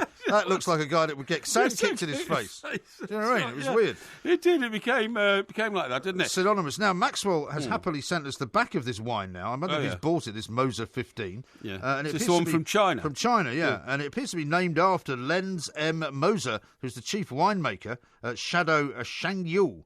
Moser 15. He doesn't sound very Oriental, the guy. No, Does he come from Europe? He sounds like he's from European, Yeah, doesn't exactly. he? But there's also another chief winemaker on the back of the bottle, Dr. Li Jiming. Yes. And Mr. Fan Ji as well, head winemaker. Right. At the Shangyu Ninja. Right, okay. And it's an unoaked Cabernet Sauvignon, aromatic and fresh, with pure black plum aromas, enhanced by a touch of spice, full-bodied yet velvety and smooth. With a long finish. Cabernet Sauvignon. Oh, sorry, it's the Austrian Moser family. The Austrian Moser family, yeah. The Cabernet Sauvignon is too sharp for me. It's the one wine I can't drink. You don't like it? No, if I go into a bar and say, give us a bottle of Pinot, please, and they say, I'm sorry, we're out of Pinot, I'll say, right, give me a Chardonnay, please. Yeah. And if they had a Chardonnay, I'd say, You don't all like right. a Sauvignon Blanc? No, I can't. It's too sharp for me, too Is it? sharp on my tongue. I will then go for a Chablis, and Okay. I'll have a Chablis, because that's usually Well, a bit more Chablis is nice, expensive. a bit more expensive. bit more expensive. But then if they've You got... famously bought, did you not, 4 bottles of Chablis at I something did. like £56 a bottle? It's 65 quid a bottle. 65 4 quid a bottles, bottle yeah. for you and your friends in Soho somewhere. Yeah, me, Mr. Brazil, and one lady in company, but Oh, yeah. very gracious lady. She's she? an interior designer. She designs the insides of footballers' houses and that kind of Why don't stuff. you get her to do your place? Yeah, well, I could do. That's true. Listen, you mentioned bicyclification a minute ago, I'm right? not sure if it's the right word, though, to be Well, honest. nevertheless, it reminded me of something that I picked up over the weekend. Some nut, right, Yeah. has decided that after reading as a child about Jules Verne's Phileas Fogg, Oh, yeah. who travelled around the world in 80 days, 80 days, in yeah. hot air balloons and trains and all that kind of stuff. Yeah. He's going to cycle around the world in 80 days. Is he? Yeah, this guy is literally going to... His name is Mark Beaumont, right? Yeah. He's already a complete, in my view, wastrel, because he's spent most of his previous 3 or 4 years just cycling around the world. Yeah. Well, I mean, a lot of people like to cycle around the world, and why not? Well, what a deadbeat. Why doesn't he get a job? Well, he probably has a job. No, I he mean, hasn't got a he may job. be sponsored to do it. No, this guy... And if he's not sponsored to do it, then Yeah. it means that he's wealthy enough to be able to do that without having to worry about working. Right, this guy's from your part of the world. He's from Perthshire, right? Perthshire? Yeah. How's and that my part of the world? Well, you're Scottish, aren't you? Well, I've got Scottish parents. Sorry. I was born in London. You claim to be Scottish when it suits Well, you. no, it's not when it suits me. You know, when England play in Well, Scotland, it's you not when it shout for suits Scotland. me. My parents are Scottish, therefore I'm Scottish. Oh, we'll But gloss over I this. wouldn't describe Perth as my part of the world. We'll gloss over this. Right. Right. So he describes himself as an adventure cyclist, OK? Yeah. And he's going to ride 18,000 miles in 80 days and shatter the world record. And I would ride 18,000. And I would ride another 18,000. Yeah, and all that kind Yeah, of. So all that kind of anyway, if he makes it, right, Yeah. so this just proves what a ridiculous venture it is. He will have knocked 43 days off the time it takes to cycle round the world. Right. And that was done by a speed skater called Andrew Nicholson in 2015. A speed skater on a bike. On a bike, yeah, What, with yeah. the speed skates on as well? Well, I hope not, because he would have sliced through the that pedals. would have been hard. Anyway, it says here he's starting a 2-week test run on the British coastline today as a warm-up for the Okay. challenge. And he will be cycling 240 miles a day. And where's he going to be today then? Somewhere on the... Somewhere on the coast. He's, Somewhere on the coast. he's cycling around the coast. Now, the It's point... nothing worse than cycling in a strong wind. No, that's right, yeah. Now, this guy says, look, I'm well suited to it because I already hold the endurance record of the 42-day ride from Cairo to Cape Town. Blimey. What the hell is the point of getting on a bike that's quite an achievement. and cycling from Cairo to Cape Town? I would say there's more to that than there is in cycling from, say, somewhere like Tunbridge Wells to London. Well, what's the point of it all? Well, because it's an achievement. It's rubbish. He might have been raising money for charity. This guy's clearly a work-shy deadbeat who doesn't want to, But he take must the be- responsibility of being in the real world. No, I disagree. Maybe he's just somebody who doesn't like the real world in terms of the rat race. Yeah. He doesn't want to be part of the 9-to-5 culture. Yeah. And instead he wishes to go out there and make a name for himself Right, by no- doing something unusual. Okay. Now, he also has cycled north to south down North America. Right. Okay. Yeah. Doesn't sound Not far. down like the Pacific Coast Highway. Well, yeah, something like that. It just says cycling the American continent from north to south. Oh, yeah. But he says, I feel very anxious about my world cycle trip, scared and excited. He says, but I'm doing something truly historic. Really? Well, he is. He says to go sub 80, sub 80, that's what Sub it's 80, called. that's, Sub that's 80 that's the jargon. would be a one-time prize. Now, he also, he says he's got to cycle through Europe, Russia, China, Australia, New Zealand, Alaska, Canada, and then from southern Europe to Paris. Right. Now, he's taking a full support convoy, including a nutritionist, to ensure that he consumes 8,000 calories and drinks 10 litres So of will water he a have day. one of those like BMW estate cars Yeah, driving behind him? exactly. Like the Tour de France guys do. Exactly. Yeah. He says, my biggest challenge is to navigate border controls and local police while in Eastern Europe. Yeah. But really, it's the mental hurdle at this of cycling for 16 hours a day. That's ridiculous. Every day. Yeah, I mean, he's going to be very saddle sore, isn't he? Well, not only saddle sore, but a man who's completely detached himself from the real world. Well- for 16 hours a day, for 80 days, he's holding handlebars, Yeah. he's got his head down, Well, that's and an his achievement. knees are pumping up and down. What kind of a life is that? Well, it's a What good a life. deadbeat. It's a good life if he wants to achieve something. What a drip. I mean, what have you ever achieved? I've We'll talk achieved about plenty. that later. Yeah. This is Talk Sport. This is Talk Sport. You can tweet us at the two Mikes, at Mike Parry 8, at IROMG. Look for us on the Facebook page as well. And for those of you who like to text in, you can text us on 81089. And have no fear, despite the fact that you're paying for it, you will have it read out just as quickly. Here's one from Bob, who says, Shackleton and Scott, what a pair of deadbeats. Jason says, hey guys, is that cyclist related to the plank who's swimming the Atlantic? I don't think he is swimming the Atlantic anymore, is he? That got called off very quickly after it started. And as for Shackleton and Scott, I mean, how dare you call them a pair of deadbeats? These are men who literally I think he's being ironic. Yeah, I know he's trying to be ironic, but they went to places where other people had never been. Other people have cycled around the world. This guy just wants to do it faster. He's not groundbreaking at all. Well- he's just got nothing better to do. Well, maybe nobody's Shackleton done it and before. Scott literally said we must explore the last terrains on Earth that have been unexplored because we live on Earth and we've got to find out what it's all about. Exactly. And that Robbie was a very says this. commendable mission. Yeah, well, many of these things are. What's the point in cycling around the world apart from physical endurance and a battle against the weather? A bit like your northeast walk, Porky, says Yes. Robbie. Yes, yep. So, I mean, you did that, but also you raised some money for charity. Of course I did. Craig says, I wonder if Mike Parry and MG were on the beach, who would be kicking sand in whose face? Exactly. My money's on MG. Yeah, well, my money's on the fact that I'd be under the shade somewhere, he'd be out in You'd the be sun. under the table, But probably. we'd both be enjoying a long cocktail, And believe Steve me. the cabbie, again, I hesitate to read these out because it's a bit boring, but I'm going to just have to put him straight on it. He says, if you're born in England, MG, that makes you English, so I Exactly. don't want to hear of this I'm Scottish nonsense again. Exactly. I'm sorry to have to repeat, ad nauseam, Yeah. Cliff Richard was born in India, does not make him Indian, okay? It doesn't matter where you're born, it matters where your family and your antecedents So are what from. nationality do you say you are? Well, I actually call myself British, as you well know. Yes. But if you ask me whether I'm more English than Scottish, I don't think I am. I think because both of my parents happen to be Scottish, Yeah. I'm Scottish. Yeah, but you were brought up in the English culture, not the Scottish culture. Yeah, but it's not about where you were brought up. It doesn't matter. Cliff Richard was born and brought up for a long time in India. He's not Indian, is he? But if you were asked to Why perform... are you not acknowledging that What? about Cliff Richard? Cliff Richard was born in the days when we still had an empire. Yeah, but you wouldn't call him Indian, would you?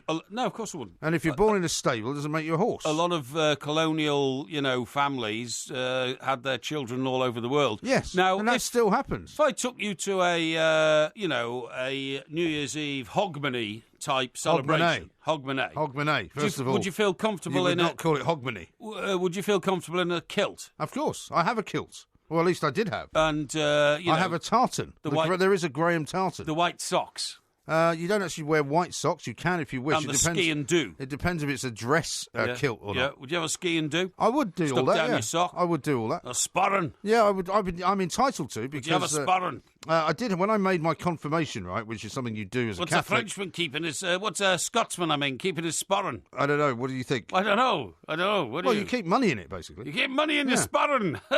Some people keep their I think pack of cigarettes. Scotsmen are very careful with their money. Some people keep a packet of cigarettes in there. Packet of cigarettes in your Because you sporran. don't have pockets in a kilt, of course, as you probably know. see. But if you're wearing the dress kilt, there's sometimes a jacket which will have pockets in it, so you can put stuff Yeah, in there. exactly. Yeah. But yeah, I mean, I don't see why. And could you dance a reel? I could, of sorts, yeah.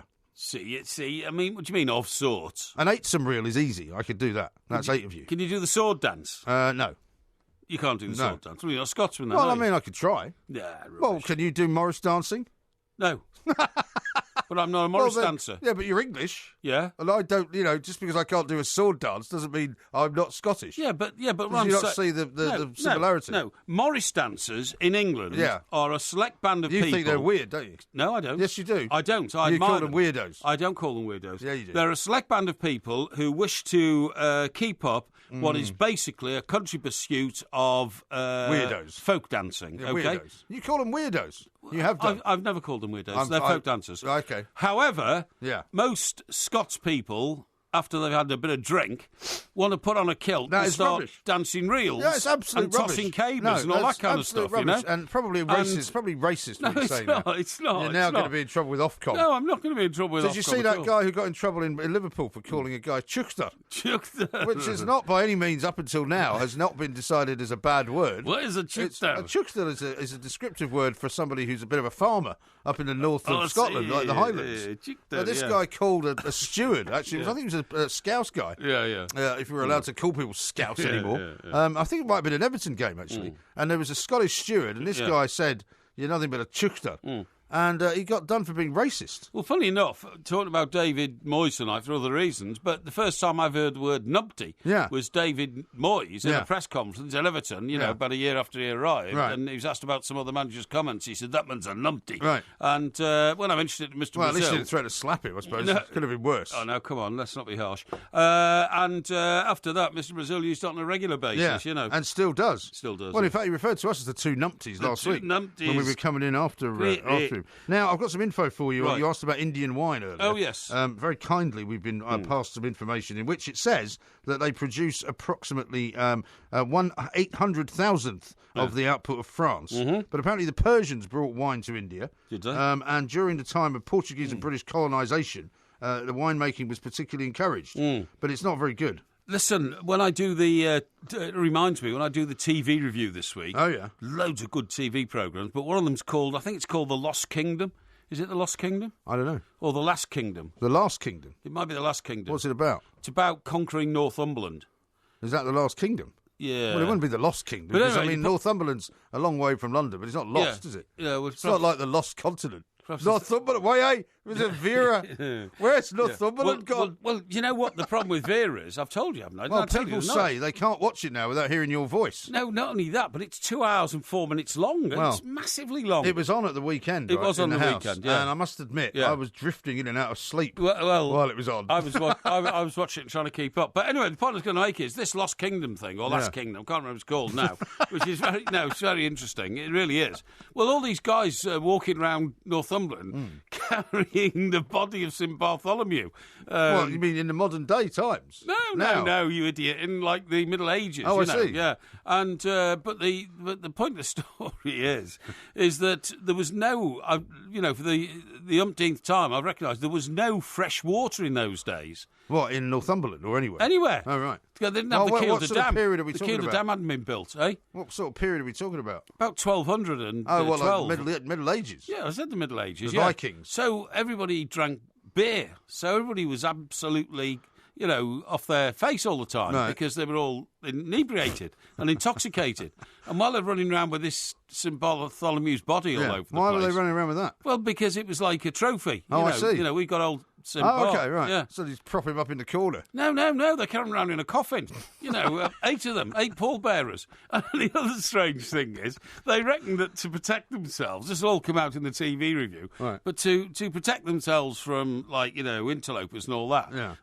they also have a cart. They drive this cart Right. with 4 lepers in the back.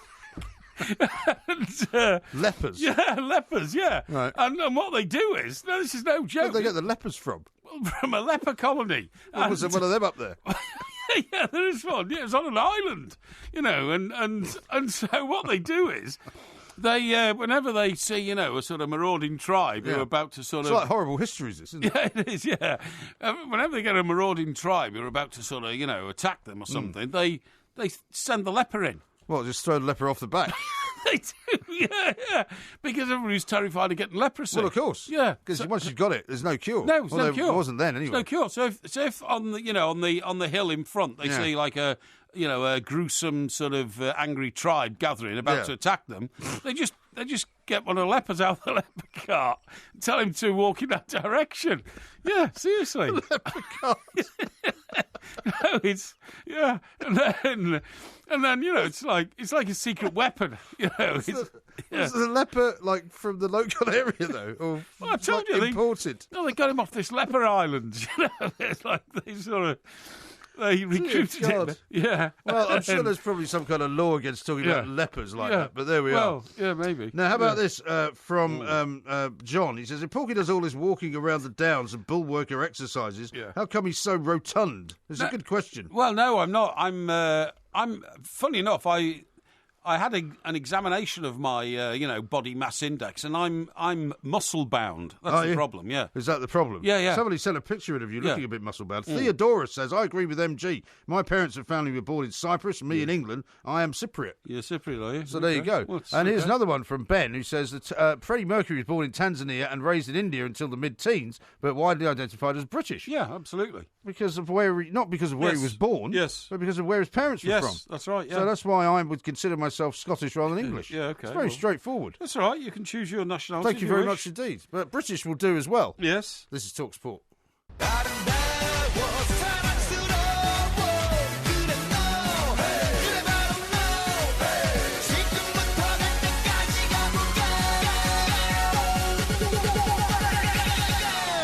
Pyongyang. Pyongyang. Pyongyang. Pyongyang. Pyongyang. You I never tire of hearing that, to be honest. Your Yes. version of the Pyongyang style, Gangnam style. Paul says this: I'd love to see the two mics on television, just like Saint and Greavesy. Top well- blokes. Well, we'll be back on Sky soon, won't we? Yeah, we certainly will, yeah. Sometime in the next few weeks. That's right, absolutely, yeah. Philip says, I can't sleep, so I'm listening to the last hour of the two mics. Have I missed much? Yeah, you missed loads, Philip. I can't believe you didn't listen to the first bit.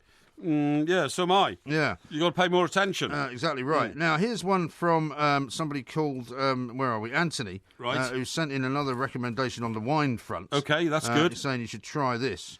And it's a Malbec, but I can't see. Oh, it's from Argentina. Yeah. Oh, yeah, we know Argentinian Malbec is good. Cry for me, Yeah, Argentina. $9.99. Well, if you get a nice nice Mendoza Malbec, that's very nice indeed. Absolutely. Sam also says, please tell Mike Parry that the loser cyclist earns more than $1 million per year from blogging and putting out pictures of his travels. Is that right? Hashtag internet Well, plank. even for that much, I wouldn't sit on the saddle of a bike for 16 hours a day for 80 consecutive days. Yeah, I'm sorry. But what I'm saying I is... just if you- wouldn't. Yeah, but if you were a blogger, and, you know, it's better than sitting in your room, Yeah. isn't it? You're Yeah. actually doing something interesting. And that's what, I mean, that is what's happening now in the world of media. Yes. And in the world of just, you know, communication, is that, you know, Yes. some of the bigger companies are not making all the money. Some of the smaller guys and individuals are making all the money. Well, you say that. Well, it's true, that's why. Yeah, okay. What do you think about the row about Gibraltar? What do I think about it? Yes. I think it's a bit of a storm in a teacup, to be honest. Yes. Why do you think that then? Well, because I don't think anyone really cares that much about Gibraltar. I mean, have you been to Gibraltar? Yeah, I have, yeah. It's a kind of a rock, isn't it? I mean, the only guy that It is seems a to rock, care about yeah. it that we know is Paul Breen Turner. Yeah, well, funny enough, there were a few I mean, funny... he's got a boat down there, isn't he? a few funny tweets coming out. When I put out a very funny tweet on Saturday when it all erupted, and I said, I'm very worried about the prospect of war between Spain and England over Yeah. Gibraltar. Would it affect the bladderation trips to Marbella at the weekends? Yes. Where we can overdose on cheap San Miguel? And of course, that raised a huge amount of laughing It and doesn't sound shouting. that funny to me, to be Well, honest. well, the way I worded it was very funny. But Was it? but somebody did send in, don't worry, Porky, wouldn't we just send Breen Turner in his 40-foot boat to sort yes, him out? And yes, I that's said, true. Yeah, they probably would, bit of yeah. gunboat diplomacy. A bit of gunboat Well, I diplomacy, think, I mean, it's all being taken a bit out of context, it seems to me. I don't believe that, I mean, I think I'm right in saying that the legal position Yeah. is that the people of Gibraltar will determine what it is that they want to do. Yeah. And at the moment, they wish to be part of Britain. They do not wish to be part of Spain or indeed part of the European Union. Last time they had a referendum, 0.1% of people on Gibraltar voted to Yeah. be allied to Spain rather Yeah. than Britain. I took a trip down there just to sort of have a look at it Yes. because I was working down in Marbella or something, Right, yeah. and I had a free day, so I Yeah. drove down there and parked the car in Spain. That's and, right, and- walked and across, just yeah. walked across. And I remember thinking how shabby it was. It was very shabby. It has been, of course, a military base. Yeah. And then there's the rock apes. yeah, the Barbary apes, yeah. And I had the misfortune, I think, to walk through a military housing estate, you know, right. to house military families. Sort of like a billet. Oh, it was horrible. Of some I mean, it description. really was like the worst council estate in Britain. When we had council estates, we don't now. We have social Didn't we housing talk estates. about the Living Daylights? Was it Yeah, the Living that's right, Daylights yeah. that starts Yeah, it was, off in yeah. Gibraltar? Yeah, we jumps off the top and all that kind of stuff. But does he not drive through that kind of area as well? I think he might do at the end, at the bottom of the rock. But what I was going to say is that I read in detail the twos and fro's in it today. Nobody's actually threatening to put Gibraltar in the middle of a debate between Europe and us or use it as a pawn or anything. Both sides have said that it remains a protectorate of the United Kingdom and therefore has no part in EU negotiations. Right. And so, you know, it's all... So it's a sort of red herring, as I said. You know, the strangest tweet I saw today, Yes. or yesterday, was from the Russian embassy. And it was genuinely from the official Russian embassy Twitter account, Right. in which it said, because lots of people have been joining in on this sort of hashtag about Gibraltar. Yes. But it was obviously a whimsical, tongue-in-cheek type tweet, Yes. in which it was showed a picture of a load of people from Downton Abbey saying, would you please mind not declaring war on Gibraltar until we've finished having our breakfast tea? Yeah, and all that kind of stuff. And this is the Russian embassy tweeting it. Yeah, I know, yeah. Like making fun of us. Making fun of it, that's right. The only thing you could say is it will never happen for one reason. Well, for a number of reasons, but one in particular, and that is that Spain is actually one of the few countries now in the world who have got a poorer navy than we have. Yeah, there can't be many. there can't be many, but Spain is one of them. Yeah, Spain have never been renowned for their navy, but their army were quite. When I was in Bosnia, their army were quite tough. They're quite tough, I have were to they? say, yeah. Okay. Well, when you say they've never been renowned for their naval... Well, you mean I'm part of the Spanish Armada? Well, I was about to say, do you know how many ships came yeah, over? but that was a long time ago. Do you know how many ships? I'm talking about modern-day navy. Yeah, but okay, we'll talk about modern-day navy of Great Britain. We used to have the biggest navy in the world, but so did the Spanish. You know how many ships were in the Armada that came to conquer us? Wasn't it 600 or something? 600, absolutely right. 600 ships that was appeared. a good guess, wasn't it? Oh, yeah, it was a very good guess. Appeared on the horizon, Yeah. and all of a sudden, Drake had to stop playing bowls and get out there and sort them out. Yeah, yeah, incredible Which he did. stuff. Now, I've been sent this as by way of a reference to the Porky Jinx. Yes. Did you know that Guildford Cathedral is going to be shut down? Permanently? Yeah, I think so. Well, they're closing it down and building a new one, or There's what? going to be a housing scheme built on surplus church land. Right. Right. And they closed down the cathedral. And they should have, as a process of doing that, ensured that it was £10 million endowment to secure the cathedral's future. Yeah. But apparently it hasn't been done. And so it's been rejected. So the Dean of Guildford Cathedral says there is no plan B. We welcome more than 90,000 people a year and the running cost of the building is immense. I have to say, I think Guildford Cathedral is Britain's ugliest cathedral. It sits on a hill above the A3 road. Yeah, and which you runs always nearby. hear the weird music when you go past it, right? Well, I've heard it once. I've driven past once, and my DAB radio, changed from, something I was listening to which was worthy to ecclesiastical music, which actually came up on the on the information Well, I think you've bar got as a responsibility here to save Guildford Cathedral Choir. Hang on, you've got a responsibility Yeah. to save Guildford Cathedral. Why? Why do I want to save it? I don't even like it. Well, no, because you're supposed to be the friend of these places, right? You're friend of Yeah. Chester Cathedral. Yes. This is much more close to home, because you never go to Chester Cathedral, and as we revealed... Funnily enough, I'm going to Chester Cathedral next week. Oh, well, you'll be able to take part in some of Yes. those fine events that That's I read right, out to you the other absolutely, day. yeah. But yeah. the problem is, right, they receive no financial help from outside, apparently, the cathedrals, and they need to support themselves through giving and endowments. Yeah. So just give them an endowment. Yeah, well, I don't want to save that cathedral. I think it's an ugly building. That's a shocking It'd thing be good to if say. they built another one. Have you ever thought about being a lifeboat man? No. Sorry, why do you Why would I want to be a lifeboat man? Because you go down on the coast and you use the beach and your dog runs up and down, your Yeah. children use it. I don't see any lifeboats down there. I don't care. I think Actually, you should... there is a lifeboat station in Thank Hastings. you. Thank you. There is one. And I think you should make a commitment I'm to, not there- to I'm being not a there lifeboat often man. enough. And the reason I'm asking you is because I am involved with the, lifeboat, Charity. RNLI. RNLI. I'm a donator. Are you? Royal National Lifeboat much do you give Institution. them? Well, I don't want to go into that. But I'll give quid a year or something. well, I don't want to go into that. But the point is that they are. The reason I'm asking you is because you're pretty close to West Sussex, okay? Well, no, I'm not, actually. I'm in East Sussex. And the boathouse at Selsey in West Sussex. That's nowhere near where I live. Eh? There's nowhere near where I live. Well, it's the wrong county altogether. Well, it doesn't matter. It's in that part of the world. It's being closed down, replaced by a new building due to the fact that it's become too dilapidated. Oh, what you mean? Some rapacious property owner has decided to get rid of the old lifeboat station and put some flats up. No, they're putting in a much more modern and compact building because they don't have to be huge, great things. Oh, yeah. But it led me to think that if it came to me ever living on the coast permanently, I would definitely volunteer to be a lifeboat. You wouldn't a lifeboat qualify. man. How can you be a lifeboatman? You have to be fit. You have to be Yeah. not close to death for a start. Yes. Right. If you're able to lift Yes. a man out of Yeah. the water, you have to be able to run to the boat I from can wherever do it all is. that. I You can can't do do all any of that. that. Of course I can. You said only 1/30 of heart works. It is true. It's Yeah. only 1/3 You of said how it you're works. practically an invalid. No, not an invalid at all. Well, you can't have it both ways. Either you're 1/3 of your heart works, Yeah. and therefore you can't do any strenuous exercise. Well, I can tell you including this. rescuing I people. can tell you this for sure. I know plenty of people at the same age as me Yeah. who are completely knackered and smashed up physically and mentally because they Well, that haven't may looked well after be. themselves. Well, you haven't and looked I'm after much yourself. fitter, and they don't have. You were 36 hours from death. Yeah, I know, but they have never suffered acute heart failure, close to death. Yeah, no, I know. But because I've looked after myself ever since, and they haven't, they are in disgraceful physical condition. But no, I could do it. I No, could definitely do you it. could not. I mean, it's a very. I mean, have you ever watched one of these documentaries about what they do? Yes. And when the boat goes out over the waves, Yeah, and there's absolutely. all hell to pay. I think they're the bravest bravest men in Britain. Well, they're more brave, perhaps, than most, but they're not any braver, perhaps, than firemen. Well, I think they are, actually, because, I mean, I have every respect for firemen who are brave people who, part of the contract they sign is running into burning buildings, and they're very brave people.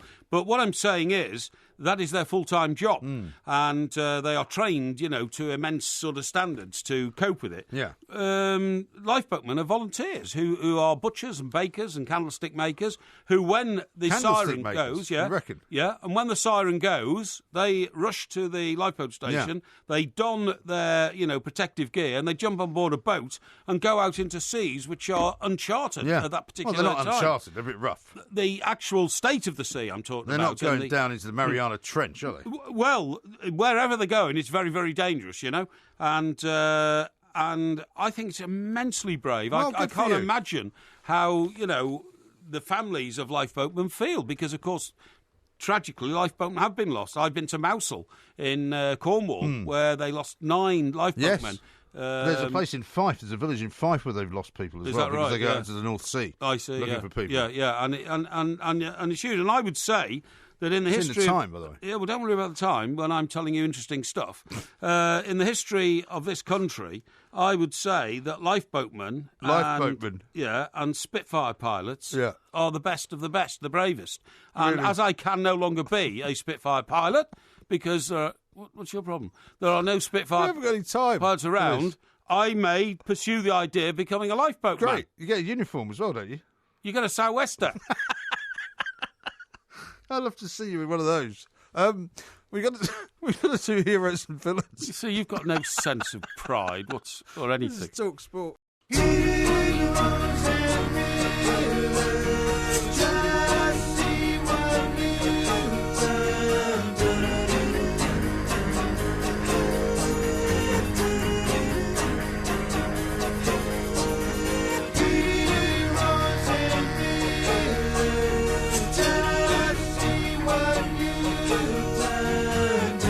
That music can only mean one thing, Mr. Parry. I'm afraid we'll have to just postpone your application to be a lifeboatman for 5 minutes while we do heroes and villains. Okay. Have you got 2 heroes and 2 villains ready? Of course. For those people who are not familiar with the competition, basically Yes. Dave Levine behind the glass will choose Yes. which 2 he prefers. Which 4, actually, heroes and villains. Yes. Of course, last week you almost won it Yes. until you insulted him in the final hour. Well, he's so sensitive. It's Well, unbelievable. isn't don't do it You know? again, otherwise Yeah, you'll be a yeah. definite loser already. Yes. It's 10-3 to me, I believe. Right, okay. Would you like to go first, or would you like me to? I will go first. Okay, then.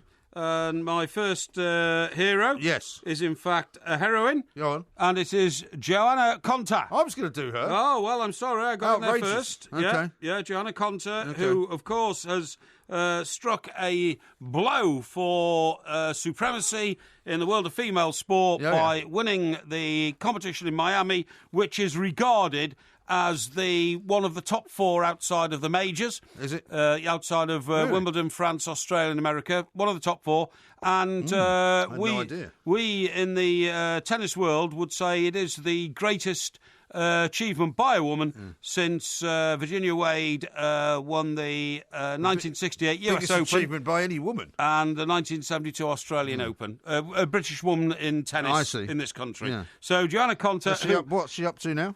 What she's up to now is she's preparing now for the French Open, and she's going to go and play on clay courts to try and get herself ready for that, having won. She's in pulled Miami. out of the last tournament, you know that, don't you? Yes, I know that. Yeah, but Charleston. in Charleston, that's right. Yeah, to get ready for France. But why I would say she is a supreme hero is because at 25 she could have chosen her nationality between Australia and Britain, and perhaps even the country of her birth. But she's chosen to be British, So and she's where was she born?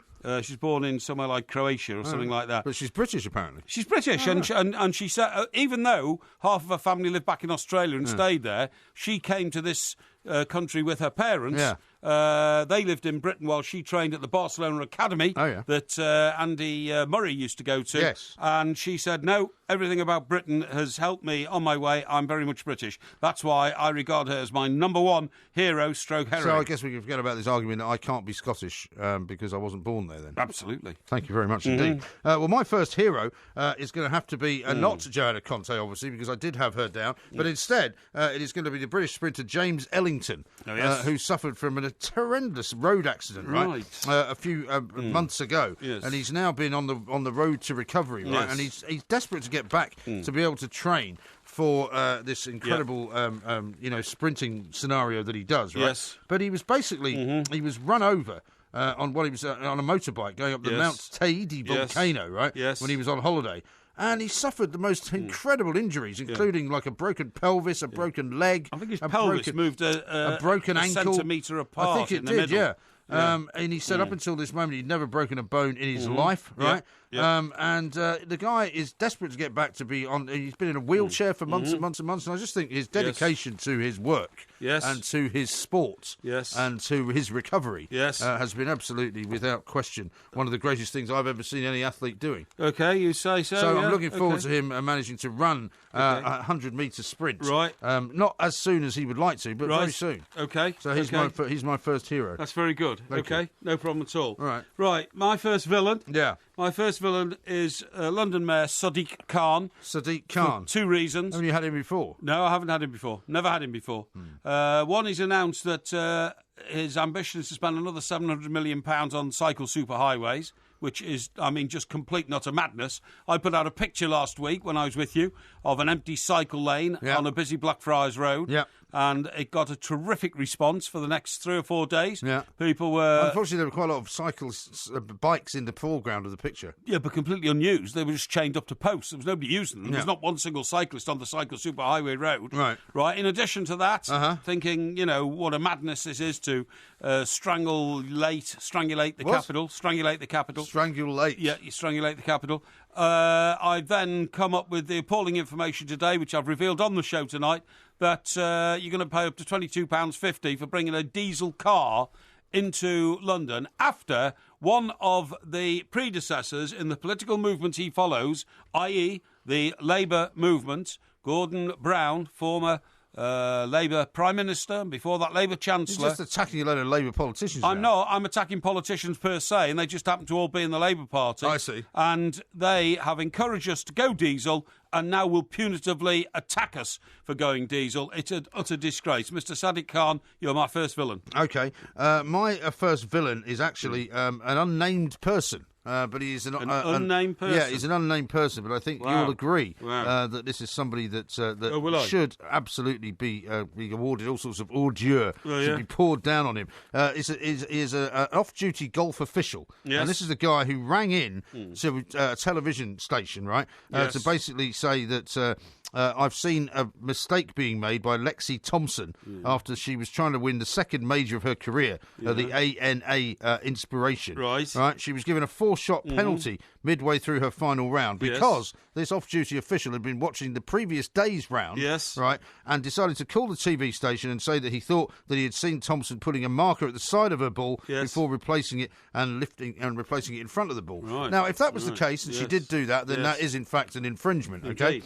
But he then emailed the officials at the tournament to say that he'd seen this, and they decided to give her a 2-stroke penalty for playing the ball from the wrong place, and a further 2-stroke penalty for returning an incorrect scorecard. Right. Therefore ruining her final round because she then suddenly had to take 4 shots off and go back to 4 shots higher than she thought she was. Right. And, it's just a mad situation. Here's a guy who, 1, should be off-duty, and 2, because he's not off-duty, ruins this particular tournament for this particular young woman who's playing on the American tour. So I think he is my first villain. God, that's very long-winded, isn't it? You think? Long-winded, obtuse. I don't think it's any more long-winded than yours. In fact, it's probably shorter. More short-winded than yours. Well, mine doesn't involve the same subjects every single week. Yours does. And may I remind you that the score is currently 10-3 in my favour. So I don't think you're really in a position to judge what's good and what isn't. Rather lacking in facts as well. Right, my second hero... Well, what facts do you want from that you don't have? We didn't even name the guy. He doesn't have a name. He's not. His name is not known. Well, this is what I mean. How can you possibly be a hero if you haven't got an identity? Well, because he's not being named in order that he does not become the subject of a terror campaign by people who think he's done a terrible thing. Right, anyway, my second hero is, again, a heroine. It's a woman. And I have to say, it's slightly introspective because it's a lady from our profession. It is, in fact, the BBC broadcaster Victoria Derbyshire, who is back in the broadcasting chair after beating cancer. She's been through a period of chemotherapy. I think it's a wonderful thing to be able to fight against a life-threatening disease and to come back.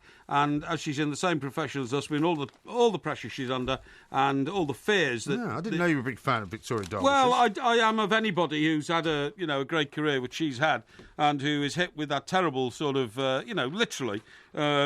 life-shattering, life-changing blow, comes back and does it. So I take my hat off to Miss Victoria Derbyshire. Yes, well, I think we all would certainly give you a backing for that one. That's a very nice and very thoughtful nomination, I have to say. My next villain is going to be a parking company, right? It's called Vehicle Control Services. Yes. Now, this is a parking company that runs what can only be described as private parking facilities. Yes. Specifically in Dundee, Dundee waterfront, right? Yeah, Dundee. They have just taken a woman to court in Scotland to claim £24,500 in unpaid charges, right? Yeah. And they've just won. Do you know how people always tell you that if you park in a private car park and you get a ticket, you don't bother having to pay it because it is not enforceable by law? Yes. Well, that's all changed now because now a local sheriff, because that's what they call them in Scotland, has ordered this woman to pay $24,500 to Vehicle Control Services. $24,500. $24,500 because she continually parked and refused to pay for a ticket on the basis that she said it's a private car park. This cannot be, legally enforced because that's what everybody says.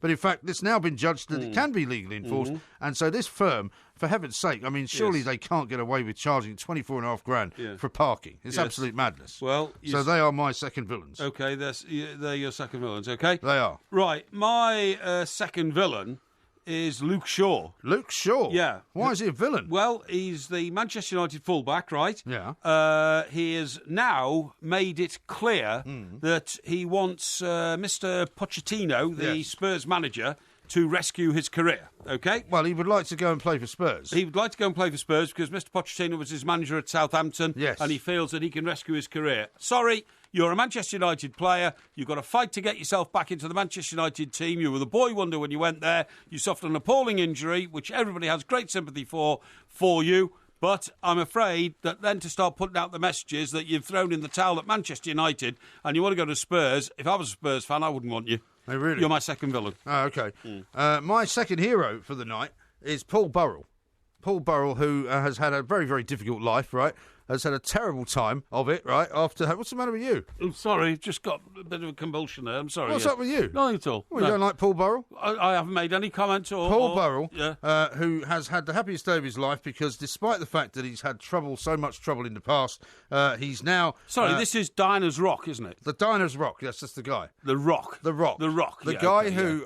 what's old Rocky well, he's just got married. To? He's just managed to get himself remarried. Has he? And there's some lovely pictures of him in the papers today with his new husband, Graham Cooper. Oh, okay. And he's wearing a kilt, funnily enough. Kilt. And I'm not sure he should be wearing a kilt. However, I just want to say to him that he's had a very happy day. So, I mean, people may say he's not really a hero as such. Yes. But he's somebody who deserves a bit of happiness in his life. Yes. And I hope he's found it. Right, okay. So he's my second hero of the day. Okay, this is the same Paul Burrell, the Rock, who exploited his relationship with Diane to the extent of writing a book about her. Well, you might say selling royal tit and royal tat. Tit and tat rubbish. I don't think he sold anything like that. He did. What's it called? He went over to America. He sold a load of royal tat in America on the basis that he used to be Diana's butler. Yeah. Yeah, and you think he's a hero? Butler. You think he's a hero? Well, I'm just saying for this week he's a hero because he got married and he's having let the guy have some nice happiness in his life. Oh, if you think so. Yeah, well, we'll get the judgment of Dave Levine coming up next on Talk Sport. Yeah.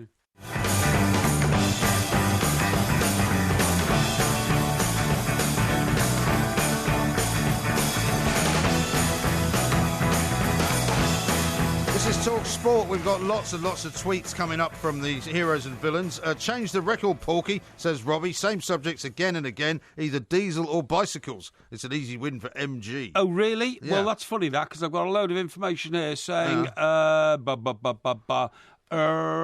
this here we one, go. then? Here we go. Yeah, My go vote on. normally goes to MG, but this week it has to go to Porky for the Sadiq Khan nomination, wasting more money on the supercycle highway and diesel. Oh, yeah. Thank you very much indeed. Yeah, OK. Well, he obviously hasn't listened to you before. Here's one from Alex. He says, Joe Conter played for Australia until 2012, Porky. Yeah. How could you possibly claim she's now British after your rant at MG? No, Hashtag I don't plank. have any rounds at all. It says here, I have to say you won it for me on the parking fine, which is scandalous, and the lady golfer. Yeah. Well, it wasn't a lady golfer.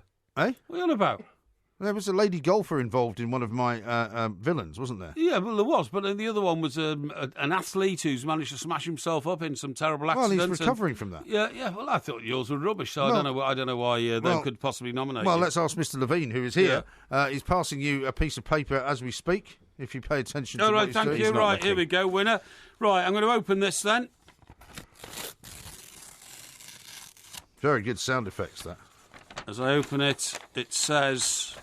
Well, I'm not reading this out. It says MG. Does it? Rubbish.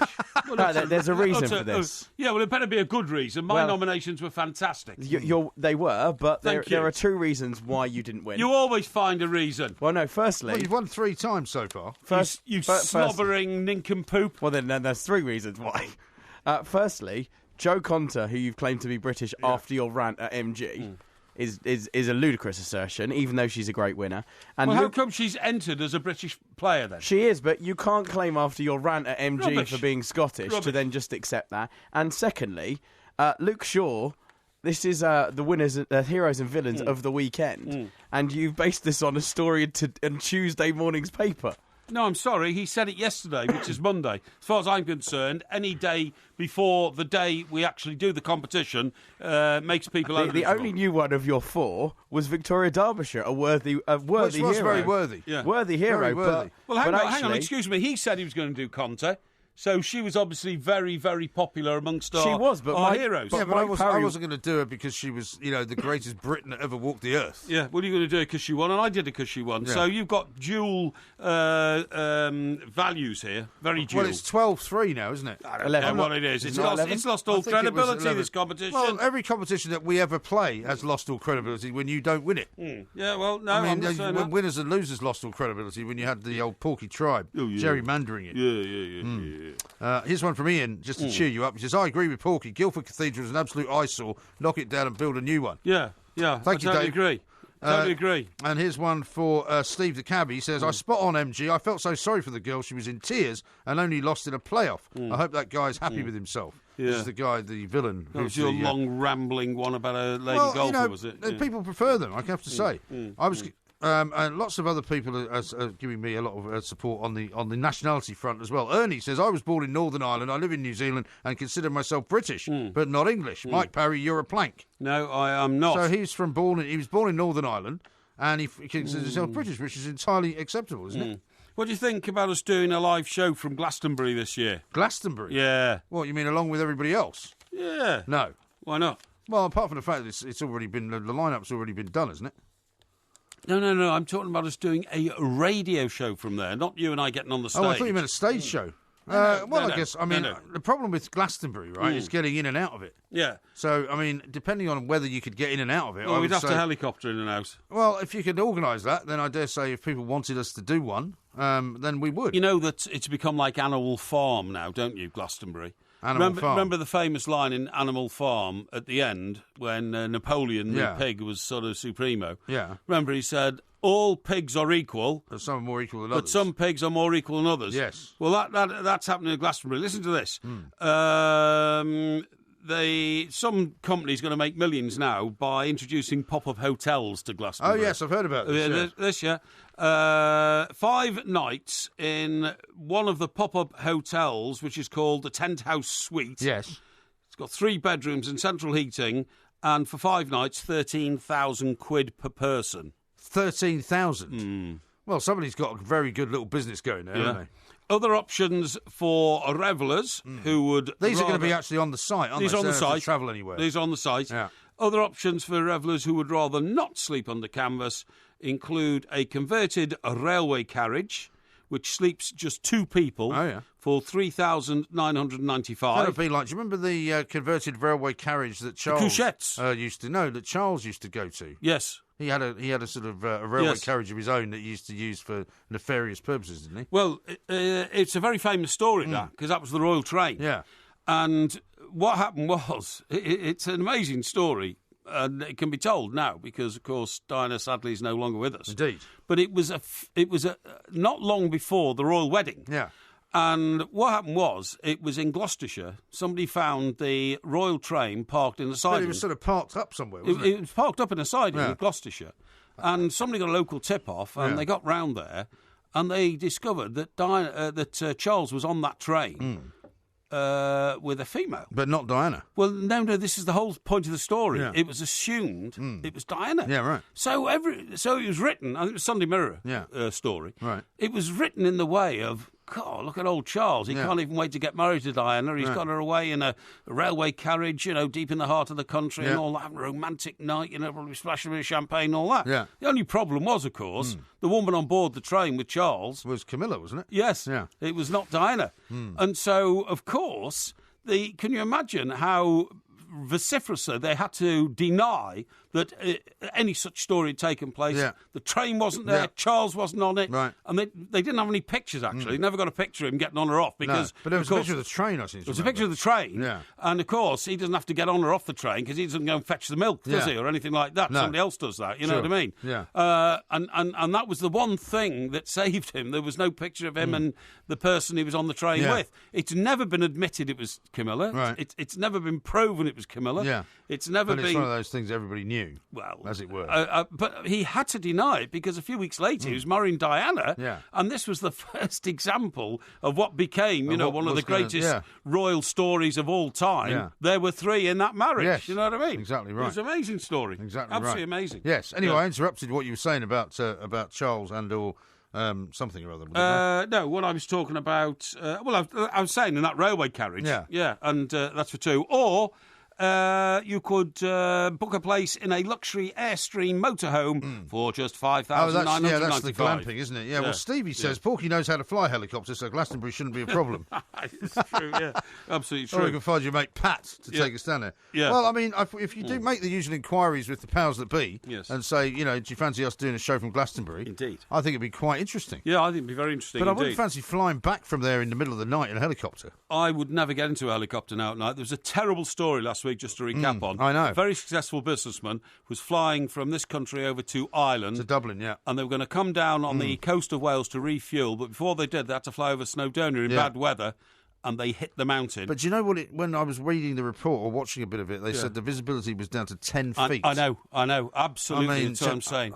How why could would you you fly in fly in that? But do you know the pilot who died, successful businessman, and his 2 brothers Yeah. on board with their 2 wives? Yeah. And guess what is the saddest thing about it all? Yeah. The parents of the 3 brothers are still alive. Shocking story. What a terrible, terrible loss. Absolutely awful. Yeah. Dreadful stuff. Yeah. We've got lots more to do for the rest of the week. We'll be back, of course, tomorrow night with Ask Porky. We are the Two Mics. Well, I smell toast all the time. I love